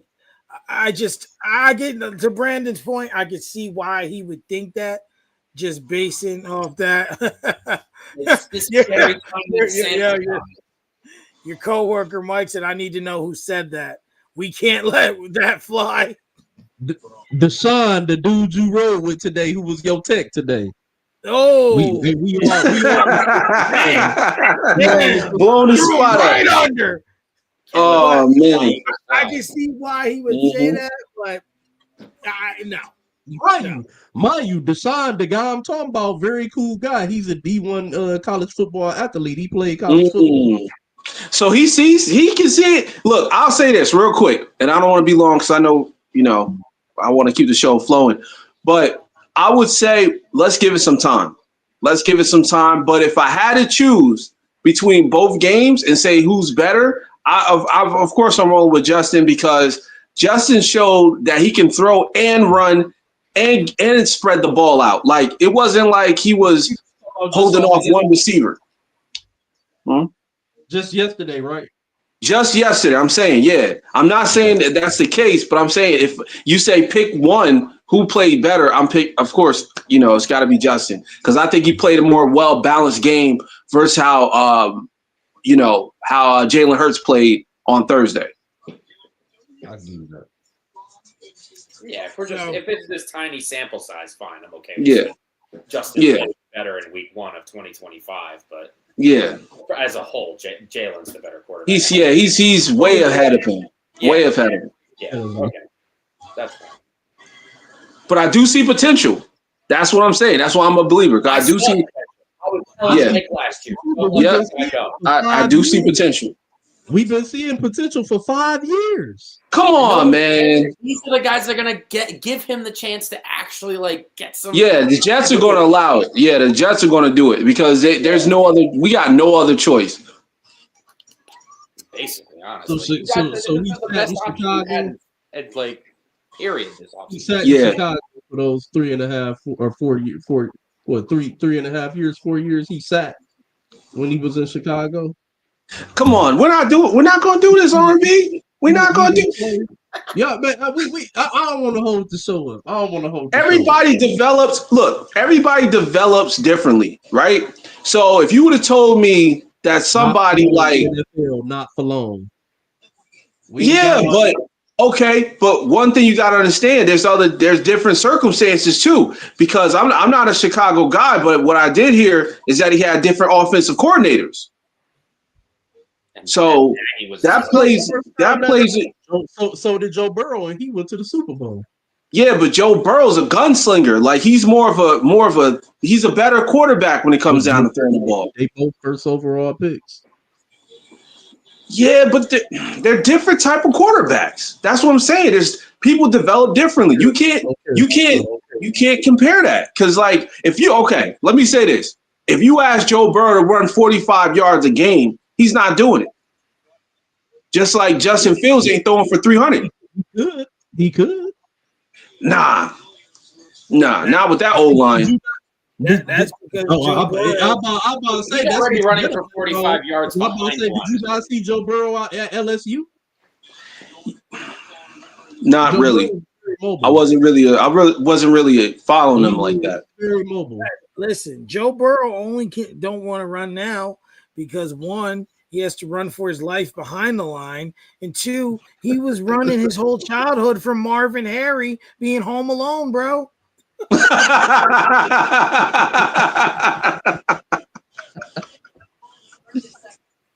Oh shit! You do like Macaulay Culkin though. Oh damn! Macaulay Culkin dressed up as Joe Burrow for last Halloween. Yeah, right. Wow, I need to see pictures of that. Yeah, they got to know each other. That's crazy. He looked like young Macaulay Culkin though. He don't look like this cracked out. The current one. Nah. Macaulay Culkin, he's good now. He's good now. He's coming around. around. He's good now. Yeah, he's good now. He's good now. He's clean. Have you guys seen the Olsen twins lately? Oh no, we're not going to talk about that. What indeed? So now we gotta get to this. You know, R&B, you were yesterday was one of those days where you were torn. I was trying to avoid it by prologuing the Justin Fields, but here you go. Oh yeah, no. We weren't. We gotta get to it. We gotta talk about it. There it is.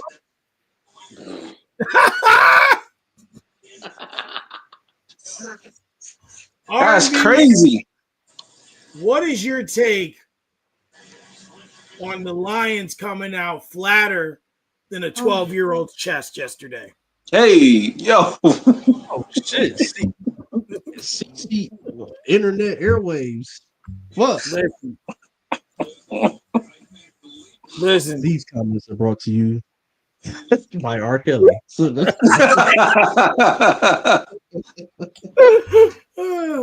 But all right. I mean, listen. It was bad. Real bad. It was bad.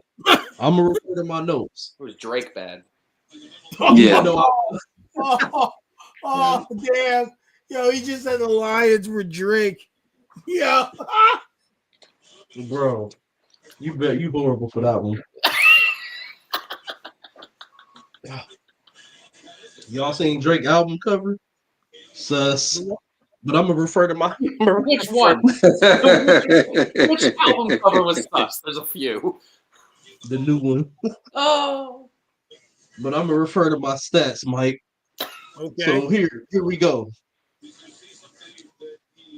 Gibbs had 10 catches, only 30 yards. How? Wow. You said he had 10 catches? 10 catches, 30 yards. That's crazy. Shit, that's still 13 fantasy That's a crazy points. ass stat. That's still 13 fantasy points. Goff yesterday, 3 of 7, 1 touchdown, 1 pick in the red zone. Goff last year in the red zone, 66% completion percentage, 23 touchdowns, 0 interception last year. So he already started out week 1. It's just a bad trend just compared to the bar he set last year within the red zone to start out this way this year. I'm sorry, it's a red flag. It's a red flag to me.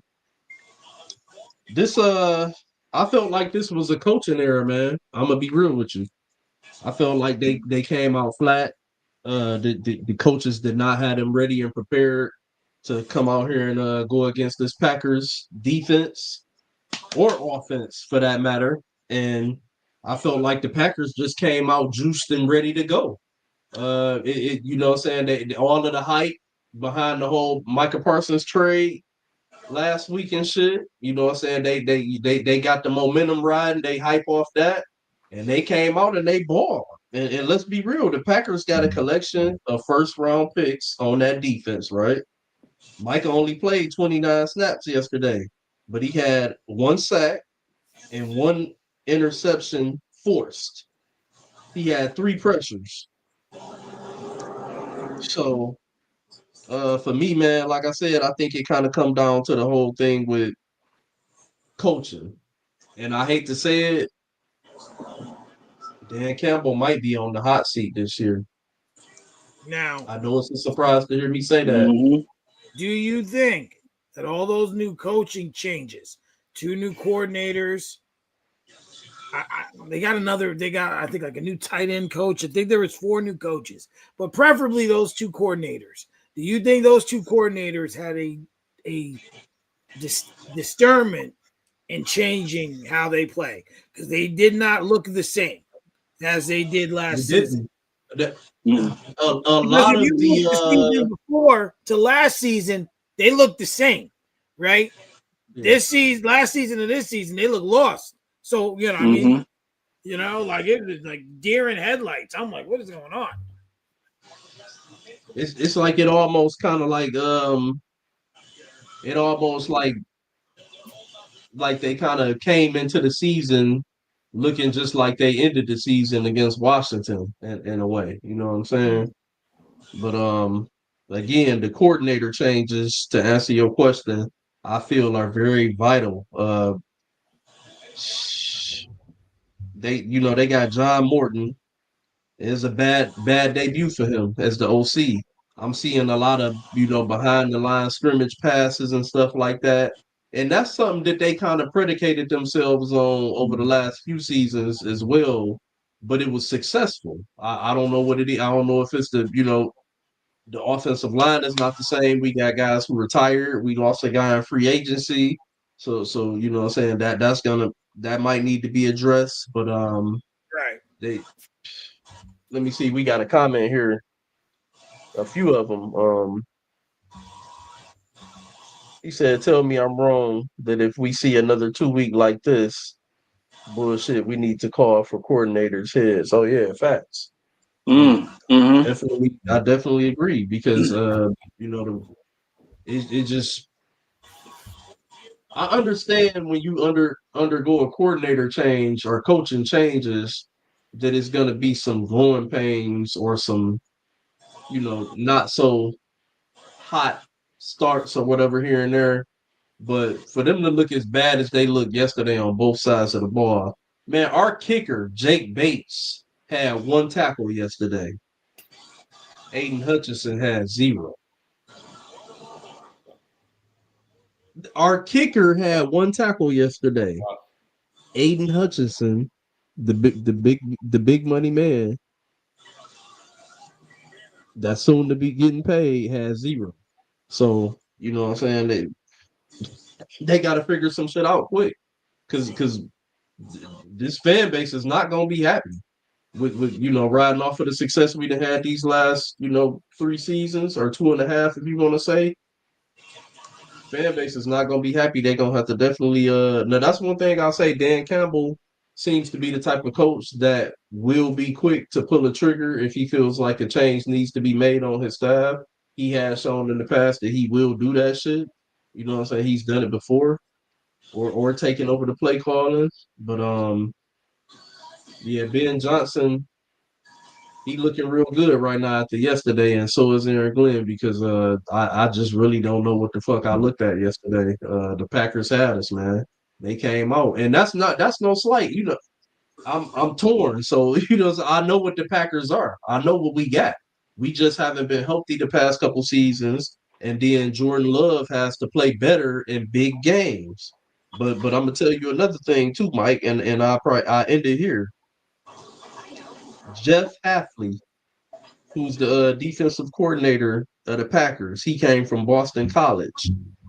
He was with Boston College last year. He came up to the NFL this year to be the DC.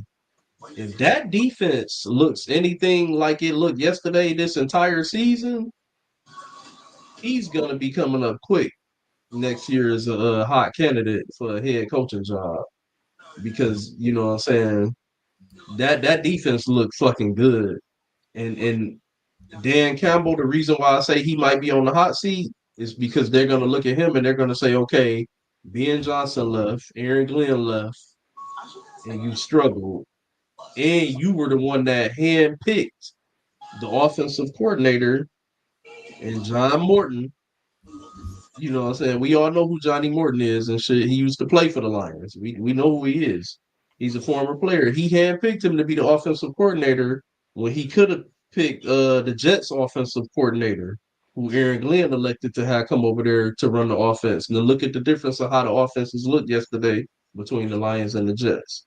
So, you know, it might be week one, but when you do what the Lions have done the last 2 seasons, you set the bar high, the expectations are high. People are going to be looking for you to perform. You can't come out that flat. And I definitely did not expect them to. I remember I picked the Lions. Remember last week, I was like, I picked the Lions. I think all y'all picked the Packers, and I was like, give me the Lions. Even in the loss, I didn't think they were going to come out and look that flat and look that bad. And the last thing I'll say, Jared Goff got to get his shit together, man. Off Bill. Like, dude, turn back into this whole narrative that got your ass shipped up out of the Rams, dude. Get it together right now. Snap back to reality. Brandon, what do you think the Lions need to do to change their direction at the moment? Because you can already see in week one something needs to change. I mean, so I came, if you refer back to last week, I was actually very accurate in saying that I thought the Lions were going to come out flat. I feel a really good team. That the coordinator, not just your losing coordinator, you lost two high top flight coordinators in Ben Johnson and Aaron Glenn. They were both very good at their jobs. So the thing that needs to change is, I'm sorry, give me a second. Mm-hmm.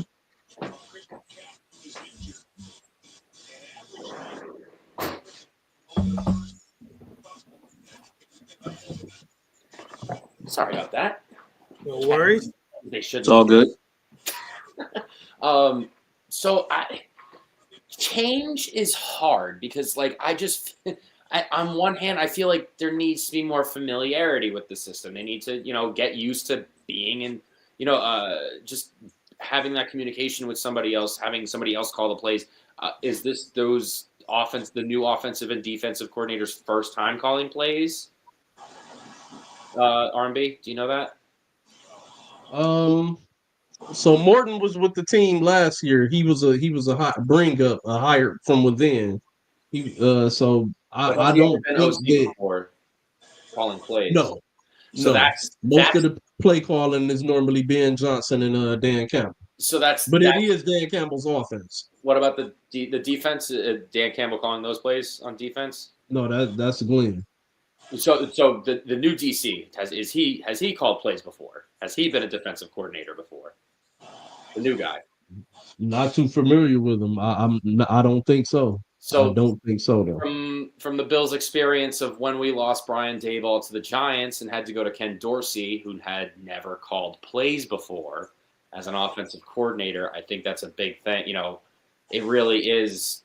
At least for the coordinators, it's kind of very difficult. You're learning on the fly, literally, of how to do the job and how to read the things. Like they might be. Y'all didn't look this bad though. I know there's going to be a lot of growing pains, and the change that might need to be made is you might need to get rid of the coordinators and get somebody that has play calling experience, that has at the very least been an offensive coordinator in college or something because learning on the fly how to play call at the highest level and be able to make the reads and adjustments and the checks and all those things, and knowing whether or not you're comfortable up in the top or down on the stand, down on the sideline, all those things come into play from being the coordinator and how each coordinator plays or adjusts their game within the game. So, in my opinion, like it always was, and it was with the Lions, it was going to be like how the coordinators adjust to their new job, how the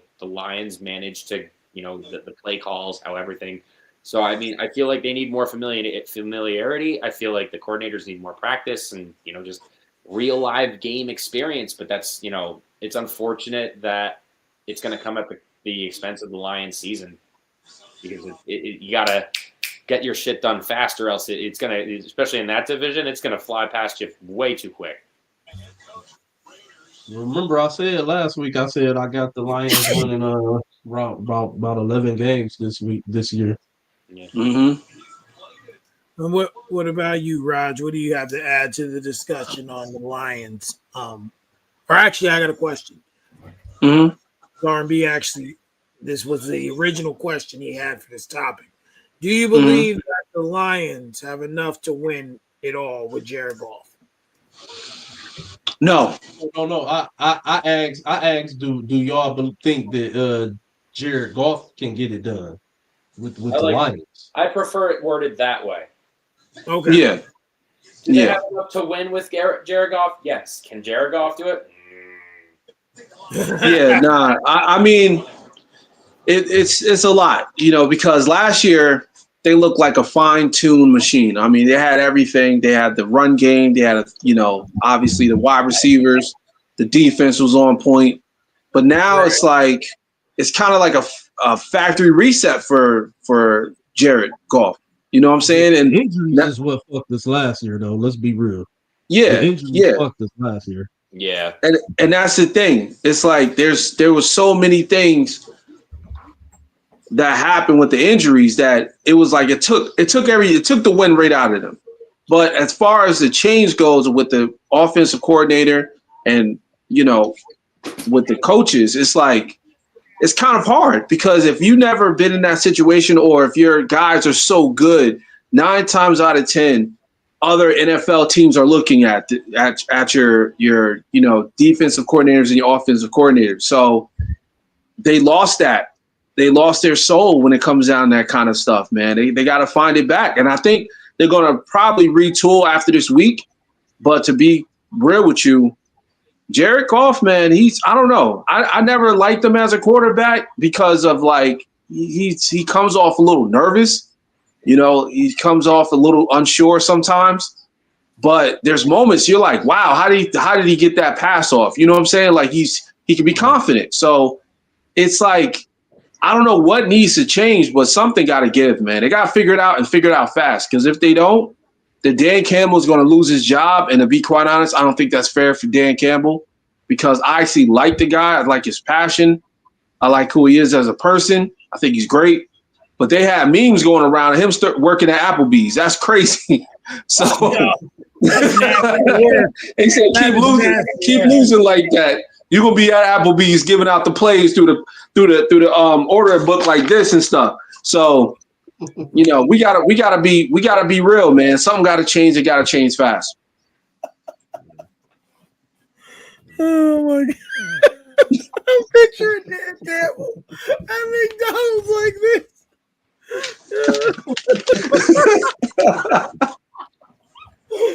Heard you guys went to 2 for 25.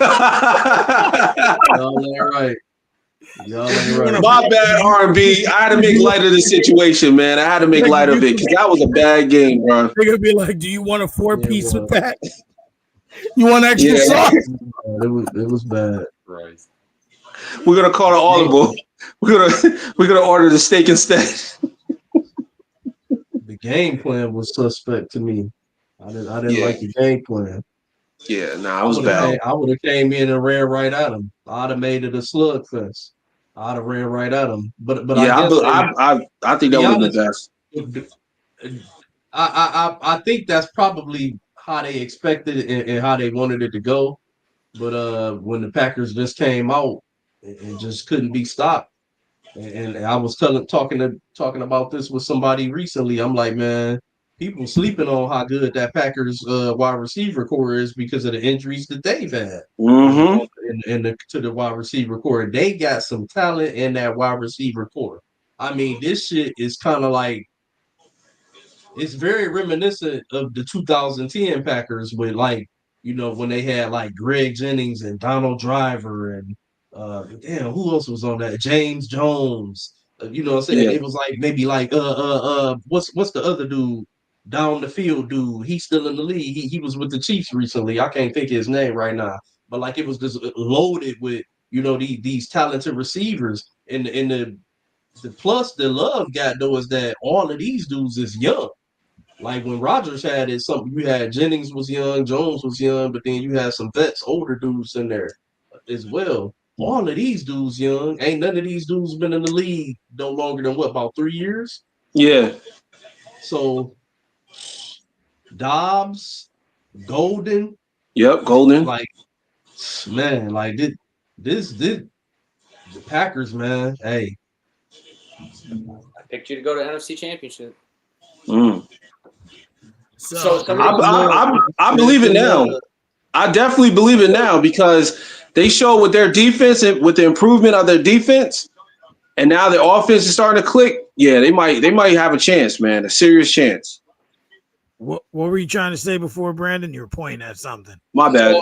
Somebody, I think it's your coworker. He brought up the point at the bottom, saying that he blamed blamed the playoff loss on Ben Johnson, not great play calling, and he went to Chicago during the playoff bye for an interview. You need to focus on the upcoming game. I want to bring that to attention because yes, he went there, but I think the NFL needs to implement a rule that these loser-ass teams need to not have interviews until the end of the season is over. Yep. You get the fucking wait. Like you're bad. Mm-hmm. You fired your coach. No, I hated that Joe Brady was going out and doing interviews during not even a bye. Like we were in the wild card and in the middle of the work week where he's going out and doing interviews and he didn't get it. He didn't take any of the jobs, but it's very fucking ridiculous that these teams that are eliminated. Oh, we need to get a start on our offseason. The offseason doesn't start. It should be exactly. It should be implemented to after the Super Bowl. Yes. Yeah. No interviews, nothing till after the Super Bowl. Or unless they shouldn't even be able to fire head coaches until after the Super Bowl. If they're still in it, right? Leave them alone. What R&B said too. They shouldn't even be able to fire coaches until after the Super Bowl. I'm okay. Until after the Super Bowl. Black Monday, baby. Yeah, come on. Unless it's one of those type of things where you need to fire them during the season, I guess. I don't know. That's different. If you take him into the off season, you must retain his services until after the Super Bowl. Yeah, I agree. Because that's collusion, isn't it? It feels like it. It feels like only if the contract had something to do with paying and something like that. I think if it would alter the pay, I think that's bad. Because they could throw games like that. They could he was pretty much implementing implying you could be throwing a game pretty much. You could be like, oh, I want to see them lose, so I can go ahead and get this job real quick. I don't know. It's weird. It's weird. I couldn't see that. So you would still. Yeah, I couldn't see that scenario. You still want to get that ring, that dub. Yeah, you still get the glory for being with them, and then you get to get your. You definitely want the new job, and you want the pay bump, but you definitely want that ring. And you want them to know why you getting that new job. You don't want them to be sitting there looking at you perform like, damn, did we make the right decision? You see this shit? Blow job. I mean, Ben Johnson. No. So, come on, come on, that's nasty. Don't do him like that. No, that's the only thing I have to say to that. I can't yell at just him for that. It needs to be a rule implemented by the NFL for sure for that. Yeah, can't. Yeah, that's shit's stupid. So, couple quick things before we get towards the end goal that I noticed yesterday through the week. How'd that get back up there? Go away. So I will say that I think we can all agree there's not much to say on this one, but I had to be. Actually, no, I lied. There is something to say. When the fuck did Daniel Jones decide? And I know it was the Dolphins, but damn it, yesterday he was. I don't know what he took. He needs to be drug tested. No, Because- it's just the Dolphins. The Dolphins are terrible. That's all we got. Yeah. Dolphins are ass. But hold on. This is Daniel Jones. But he ain't gonna do that. He ain't gonna do that this upcoming week. Who do they play? He shouldn't do it any week of his existence. They played the Dolphins. The Dolphins are ass. That's the point. He shouldn't do it ever. The Dolphins was that ass though. Damn. They Even a little. You bring even a Not little. the Daniel Jones to the with Dolphins, and you're beating them. Mm-hmm. I'm fading the Dolphins all season. I'm fading them. they're terrible. outside and they lost to Daniel Jones. Yep. And I was completely wrong. Remember, I told you I said it was going to win against the Colts because it's Daniel Jones and it's warm outside still. I was wrong. That team is. I thought that. 5 wins. That's what I'm saying. Come on, we all wrong on that. I you know what? You speaking about tested? Tua need to be tested for CTE. That dude is like he looked like something ain't right. I mean, something ain't right. You know what? I think that they gonna just ride Tua out. I believe the Dolphins gonna try to put themselves in play for Ark Manning. Oh, I saw a stat. I think they're gonna move on from Tua. I saw something noteworthy. It said it would be like 73 million dead cap if they released Tua. Ooh, they definitely holding it out. That's so fun. Wow. Are you serious? That's what I saw it on Twitter. They're so fucked. Yeah, they gotta hold on to him. Is he gonna hold on? Yeah, I don't know. They might have to. DeMar Hamlin. They probably got some injury clauses in his contract. They got injury clause in there, but they might have to pull the weekends at Bernie's. Just roll them out there. Duct tape him to Tyreek Hill.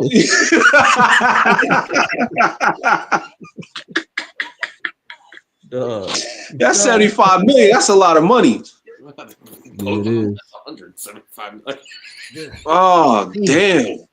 Yeah, it's a wrap. And for them to come out and get their ass whooped like they did yesterday, that's it. Legendary hate watch for me. Yeah, no, I hear you. And that's the thing. It was like I think it was everyone lost in the AFC East. I mean in our division. Except you know what I'm saying? Except the Bills. The Bills pulled it off. But before that, going into the night, I was like, damn, ain't nobody win. Sounds like normal. Up until that sounds like normal. 6 minutes into our game, it really looked like everyone was gonna be 0-1. Yeah. Like the Patriots lost, the Jets lost, the Dolphins lost, and then the Bills pulled it off, got that win. So yeah. We also seen yesterday that the that the Commanders won. I can't even get the statement out. And I read shortly after that their coach, whatever his name is, I forget his name, the fat guy. He says Russ is not the guaranteed starter. He yesterday 17 of 37 and 168 yards. It should be. I'm already Jackson Dart. Get him in there. Get him reps immediately. Don't do it. Russ is not Don't it. do it. Or don't do it. Don't do it. Don't why not R&B? I'd rather see Jameis than Russ. Don't you think Jameis should get a shot? I think Jameis should get a shot. I would go to. I would give Jameis a shot. Yeah, I'll give Jameis a shot. The reason why I would want to put Dart in there right now, again, if you watch the fucking game, tell me a time that Russ dropped back yesterday and had time to throw the ball. Tell me. It looked like a video game the way they was getting back there. Have any of y'all played Madden or NCAA? Oh yeah. This year? It's you ever have a play where you playing and you snap the ball and the lineman gets to you just as quick as the quarterback touches you. I mean, the football get to you. Yeah, that's what Russ was playing in yesterday. So if you want to go ahead and throw Jackson Dart out there and subject him to that bullshit, you go right Yeah, that's a ahead and good ruin point. his career right now. You better go with a veteran and a big statue in Jameis Winston. That's a good point. He could win you a couple games, throw that bitch down the field, let Dart continue to learn while you try to retool and build this offensive line. He might be the best fit. He could spread the ball around to the boys to make some plays because they got some playmakers, I believe, some young Mm. playmakers on that offensive side of the ball for sure. They just got to be able to They get got the ball neighbor. to him, and they need Yeah, they need that line to block. That's fair. Absolutely. yeah, I want to take a that's a good moment and point. talk about Denver and Tennessee. Um, I know I was looking forward to watching what Cam Ward could do, and I can say this. He to me, from what I see, is there's a lot of potential. He looks like an NFL quarterback, or looks like he could be a damn good one. But Lord have mercy, did his team fail him yesterday? Mm. And what I mean when I say that is I'm watching this man run all over the field. Receivers not coming back for the ball, just to help him. Like I'm just like, yo, you're just letting this man get killed. Mm. I expected Denver to play a lot better than they did because they looked like doo-doo butter yesterday. My Lord. But I just wanted to But say that defense, though, Denver's defense, meaning. yeah, Denver's defense Oh no, I'm is not really knocking good. their defense. Their defense is one of the top ones in the league. But like I just mean like Right. you gotta figure that out because I tell you they were not the offense was not helping him. They weren't doing him no favors. Because there were Talk about times where Tennessee. yeah. Yeah, Yeah. it just was bad but like you said, the defense is good. But if he's like, there's times where he's scrambling, looking for someone, no one's coming back to help him. I mean, that's just That's a hell of a defense to have your NFL debut, as a number one overall pick quarterback. Mm-hmm. That's a hell of a defense to absolutely. have to go up against for sure. It's a But nightmare. what about y'all boy Bo? He played like ass. Ooh. I tell you, he threw some crazy picks. I'm like, bro, what are you doing? I think how many picks? I think he only threw one pick, didn't he? I Or he remember only had one touchdown. one touchdown. I want to say two, I believe. Yeah, he threw two. Yeah, he threw two. but just Yeah, the two picks, one touchdown. the picks, like the one, he like hopped off one leg and launched it, and then but because he went off one leg, he didn't get enough power, and it fell short. He got picked. I mean, look, as I said last week, Bo Nix is solid. He ain't ass, but He ain't it either. he ain't it either. Sean Payton just was worshiping the man that ground that man walked on. We'll see. I don't see it. I don't see it. So the last thing I'll do is we'll just go down the list, pick winners for this week because we're over 2 hours and everyone's got work tomorrow, and we're gonna end the show on that.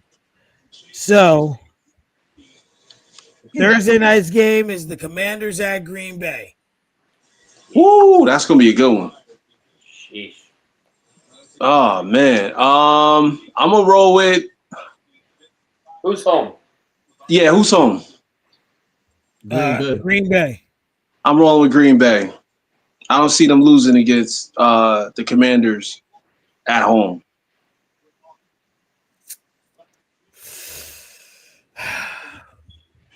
I got to go with Green Bay as well. I liked a little more of what I seen from them against the Lions than what I seen the Commanders do against the Giants. They're at home. I do believe Jordan Love is going to have a phenomenal season. They are a sleeper to go to the NFC Championship, and I'm just gonna put this out here. The way I feel about Green Bay this season is the way I felt about OKC 2 years ago when I told you on this show, Raj, they were the sleeper team to that season. I believe they were a sleeper to go to the finals, and they won this season. So I would compare Green Bay right now to that OKC team. Yeah, I can see it. What's your pick, Brandon? I'll take Green Bay. I like it's gonna be a great game. I just feel like they're just slightly have the edge talent in most places on both sides of the ball. It's just I'm excited, but shit, that's gonna be a great game. Mm-hmm. Okay. Do we even have to ask you, R&B? Do we even have to ask you? Clean sweep. But I give you a slight reason why. Okay. I don't think that Washington came out strong yesterday. I think they came out a little flat as well. They struggled for majority of that game before they finally went on and put them away. So with that being said, going to travel into Green Bay, I definitely think it should be a good game. I got confidence in Daniels. I think he's going to play solid, but I don't think the running game. They traded Robinson. No, they still got Eckler, but I just don't really see much in the running game from them, and I think that will be the formula to try to play against that Green Bay defense is running at them. And, well, Merrick Crosby, who's on my fantasy, had 94 yards and a touchdown yesterday. So did he did. Okay. He did. That's why I love fantasy. It makes me pay attention to more players. Yeah, 94 yards and a touchdown yesterday. And that's why I also picked him because I believe he will be the starter sooner rather than later. Mm-hmm. Giants we'll see. He did do it against a flat ass new defensive coordinator ass Lions Giants. team. Giants at Dallas. Jesus. Dallas. You said Giants? Giants at Dallas, yeah. Oh, yeah, I got Dallas. Yeah, I got the Cowboys. Hate to say it. It don't even feel right, but Cowboys. God. Yeah. I'm hoping for a damn tie, but I got to pick Dallas, unfortunately. Yeah, same. I think Russell played better, though, in that game, but Dallas. Buffalo at the Jets. Bills. Ross just looks so defeated. Come on, man. No. I'm going to go with the Jets. Yo, he looked like he didn't even want to say it. Nah, shout out to Buffalo, man. They got it. Yeah, I got to go with Buffalo as well. R&B, who you rocking with? Give me the Jets just to be a solo. Okay. Cleveland. Oh God, Cleveland at Baltimore. Baltimore. I agree, Baltimore. They got to bounce back. It better be Baltimore. Yeah, it's Baltimore. It's a winner. It's a must-win game. Jacksonville at Cincinnati. Ugh. Oh man, end up in a tie. Listen, I'm gonna go against the grain. I'm going Jacksonville. Nah, Cincinnati gotta win it. They gotta win it. They can't come out flat 2 weeks in a row. No way. I just gotta go. They feel like they gifted Cincinnati a schedule to try to help them start hot, and they still ain't starting. I hate the fact they play like this. I'm gonna pick Jacksonville. I feel just feel weird. I'm just gonna pick the weird one. I'm gonna roll with Jacksonville too because Jacksonville actually played pretty solid and won this past week. Yeah, they did. Even with a little weather delay. Yeah, Chicago I mean that at was a long Detroit. one too. Oh yeah, there was a minute. I really like. Um, I'd really like to know what's going on in this game right now before I make this pick. Because I have no idea what the Caleb, what the fuck, Caleb Williams? Dude, what? Give me Nah, I Detroit. can't. I'm gonna pick Detroit anyway because you gotta win. You can't go down 0-2. So I'm Yeah. rolling with Detroit in this one. Yeah, this is bounce back. I'm picking the Bears. I think Ben Johnson's going to be in his bag. If I'm Caleb gonna be out there doing stupid shit like this, That's what I said. I want to see what's going on in this game right now. I don't know how. I want to see what he looks like. Oh boy, another bad one. New England at Miami. I'm rolling with New England. Yeah, I'm going New England. Until Tua gets checked for CTE, I'm rolling with every team that's against the Miami. I think something's going on, man. I'm being serious. Until they check that man for CTE, I'm faded. Is this game in Miami or New England? Miami. Yeah, it's in Miami. I'm picking Miami. Specifically because of their home field advantage. Because it's different in Miami. Raj should know this. Nah, I agree. However, what they got. However, Dolphins are I don't know. And you're over there in that 100-degree heat dying. Yeah, that's true. That's the difference here. The Patriots are going to be getting humidity all day, and then all right. So at home yesterday? Huh? Nah, they was in Indianapolis. They was in old country ass hot Indianapolis. Yeah, it was warm out there, but they still ain't. I'm telling you, they gotta check on Tua, man. Something ain't right. I disagree, but they're going to be chilling.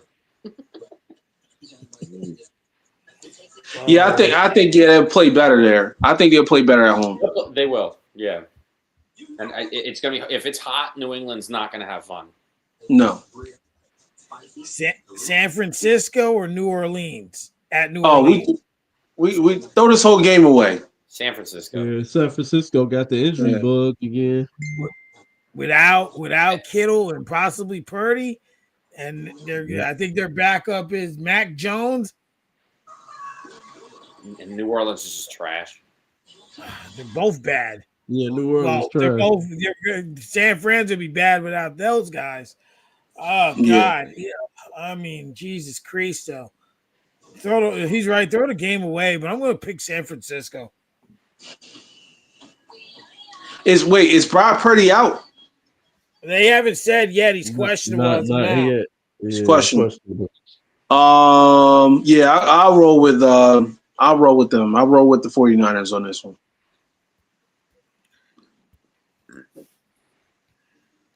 Oof. What about you guys? I said San Francisco. Oh, did you? Who did you say, R&B? Okay. Seattle at Pittsburgh. This one's weird. I'm gonna go Pittsburgh. Steelers. Yeah, they should win that game. Seattle didn't look too good this week. Seattle didn't look good yesterday. They did not look good at all. I told y'all, Sam Darnold got factory. He got factory reset in the playoffs. Jet Sam Darnold is back. Seeing ghosts. He a TS, Mike. They turned him into Pam Arnold. Yeah. Who you got in this game, Raj? Seattle or Pittsburgh? You know what? I believe in Aaron Rodgers. I'm gonna roll with Pittsburgh, man. I think he pulls off another multiple touchdown night. So they're gonna be all right. They're gonna win it. Rams at Tennessee. Gotta roll with the Rams. Old man's Pat Stafford. I'm going with the Rams as well. Wait, quick question. Yeah. Puka Nakua's eye, is it better? I mean, he was back in the game yesterday. He played. Oh, okay, all right. He came back. Yeah. That was bizarre, but okay. Got it. Yeah, I'm still rolling with them. Oh boy, Carolina at Arizona. What are these games? Jesus. These are horrible week 2 games.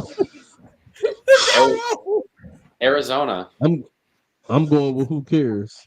That's fair. No, I'm going with Carolina, man. This is the battle. Yeah, that's terrible. This is the battle I don't want to see. And one dude get distracted by the big ass screen on the field during the game and shit. I was like, these fucking kids. And they both and they both dress like 10-year-olds. One is the size of a 10-year-old. Oh man. Denver at Indiana. Give me. This one's Danny. I think. Danny Dimes. Give me Danny Dimes. I'm going Denver. I'm gonna take Bo Dix in this one. Hey.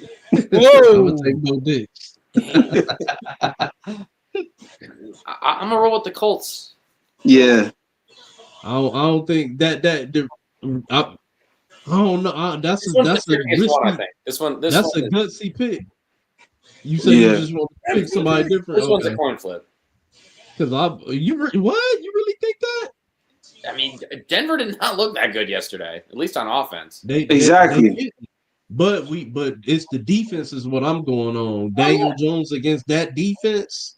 Yo, if Daniel Jones carve up that defense, it's a wrap. Indianapolis is if he carve up that defense. If Daniel Jones carve up that defense. I'm gonna stop smoking weed. It's gonna be Jonathan Taylor, though. I'm gonna stop smoking weed. Okay, we'll see. Daniel Jones carved up the Broncos defense. I'm saying Jonathan Taylor. Right. No, I'm saying Daniel Jones because of what Raj said. I'm telling you, yo, that man turned into one of the Mannings yesterday. Stop playing with him. He said he gonna wear Peyton Manning's jersey from now on. Who's winning the Super Bowl rematch? Philly at Kansas City. I got Philly. Same. Like I was like, there has to be one good game. There it is. I'm gonna go with Kansas on this one. I don't see Kansas City going down 0-2. I'm going with Kansas City. Falcons at Vikings. Sunday night. Who is it again? Falcons at Vikings. Yeah, Sunday night football. This game that I'm watching right now, I gotta go with the Falcons because the Vikings looking absolutely terrible, and we thought this was supposed to be a 4-team race, but again, week one. But damn, Falcons. I'm gonna go with the Falcons. And just that fast touchdown. McCarthy. I don't have it on. Every time my TV's on and we're on, it echoes on the computer for some reason. Even with the volume. Yeah, that's one of them old Michigan accurate passes there. Mm-hmm. I'll catch up. Then we got a Monday night doubleheader next Monday. Bucks at Texans. Ooh, that one's saucy. I'm gonna roll with the Bucks, man. I hate to say it, but Texas ain't looking too good. Yeah, give me the Bucks. Texas. Yeah, I'm gonna ride with the Bucks. And the last one, which I'm sure all of us will be sleeping by, is the Chargers at the Raiders. Chargers. Yeah, we rolling with the Chargers. What about Herbert? Yeah, until Herbert breaks up with Madison Beer, I'm picking them all the time. I'm picking him the whole entire season. This dude turned into a whole new quarterback now. Oh my God. Well, we'll see how that goes. Another good show here in the books. We'll be back next week with another episode and some week 2, week 2 coverage. Hopefully, look like based on these games, looks like we'll be covering a lot less. Because this week 2 schedule is terrible. Like, yo, it's so bad. Oh Lord, I'm looking ahead to week 3 and it's not much better. You ain't gonna see any good matchups for the Bills for a while. I'll tell you that right now. Yeah, the week 3 night game is the Chiefs and the Giants. Yeah, I don't know what they were thinking with that. Yo, really? Yeah. Yeah. Like, wow. That's marketing for the Giants to try to keep them as relevant as possible. That's why Russ ended up going there, and you gotta remember the Giants are a big market team. They a big market. It's New York, so they they got to figure out ways to try to keep them on TV. So you suck, and I don't want to watch you on the television. Exactly. I don't want to see that. Well, you know what? Actually, I do, because I want to see Malik Neighbors go off, but it takes Russ to actually play good for him to go off. So it takes the offensive line to actually block for any quarterback to play good. That's true. I'm looking here. Week 5, the night game is horrible too. The Patriots and the Bills. Actually, low key, that's actually a good game. It's division. Yeah, it's a divisional game. And it's week 5, so we the jitters are out now, so everybody getting into the flow. Patriots and you got Mike Vrabel as the coach. You know what I'm saying? Like, that's actually a pretty good game, Mike. And we're gonna be wearing our rivalry's uniform. That is true. Those are hot. I'm not gonna lie. I'm gonna get one. I want a Deion Dawkins one. Only time will tell. Maybe it will be, but as it stands right now, it ain't sound like one I want to stay awake through. You don't got no faith in Drake May? It's gonna be May. After what I like Drake May. After what I seen the Bills do last night, how could you never know? You never know. You're right. Never know. I like this. I like the division matchups. Absolutely. Drake and Josh. What happened? I said I'm ready for some Drake and Josh. Yeah. See, I knew you liked Drake. I knew you liked Drake. He said Drake and Josh, not Drake. Nah, he likes Drake on the low. Hey. Brought to you by Nickelodeon and R. Kelly. Oh, man. R. Kelly from prison. Oh, man. You already know, Mike. Drake is the single most overrated artist in music. So, damn. Did y'all see his new album cover though? You keep bringing that up. I'm gonna look it up. I'm about to look it up right now. Certified Lover Boy was very cringe of a cover. That was a very, very cringe cover. They won't even have it on Google and shit. They some hoes. That shit had dropped. It had leaked. But anyway, it's like a picture of him with all this like frozen. It's supposed to be like frozen stuff on his face and stuff like that. Are you sure? Are you sure that's the real cover? Probably. That can't be. That gotta be a made up fan cover. The album is Iceman. I know, but I don't know. I don't know about that. Corny, bro. No, it is real because they talked about it on the they talked about it on the Breakfast Club. Oh, that's horrible. Oh man. All right, I'm gonna go watch this game. Yeah, same here. Everyone, this might be a good one. Have a good night. Have a good week. Thank everyone for tuning in and enjoying chopping it up with us. And like I always say, be better than you were yesterday. So be prepared tomorrow to be better than you are today. Subscribe. Have a good night. Stay safe. And yes, subscribe. Love you guys. Peace. Peace. Deuces. Yeah, what the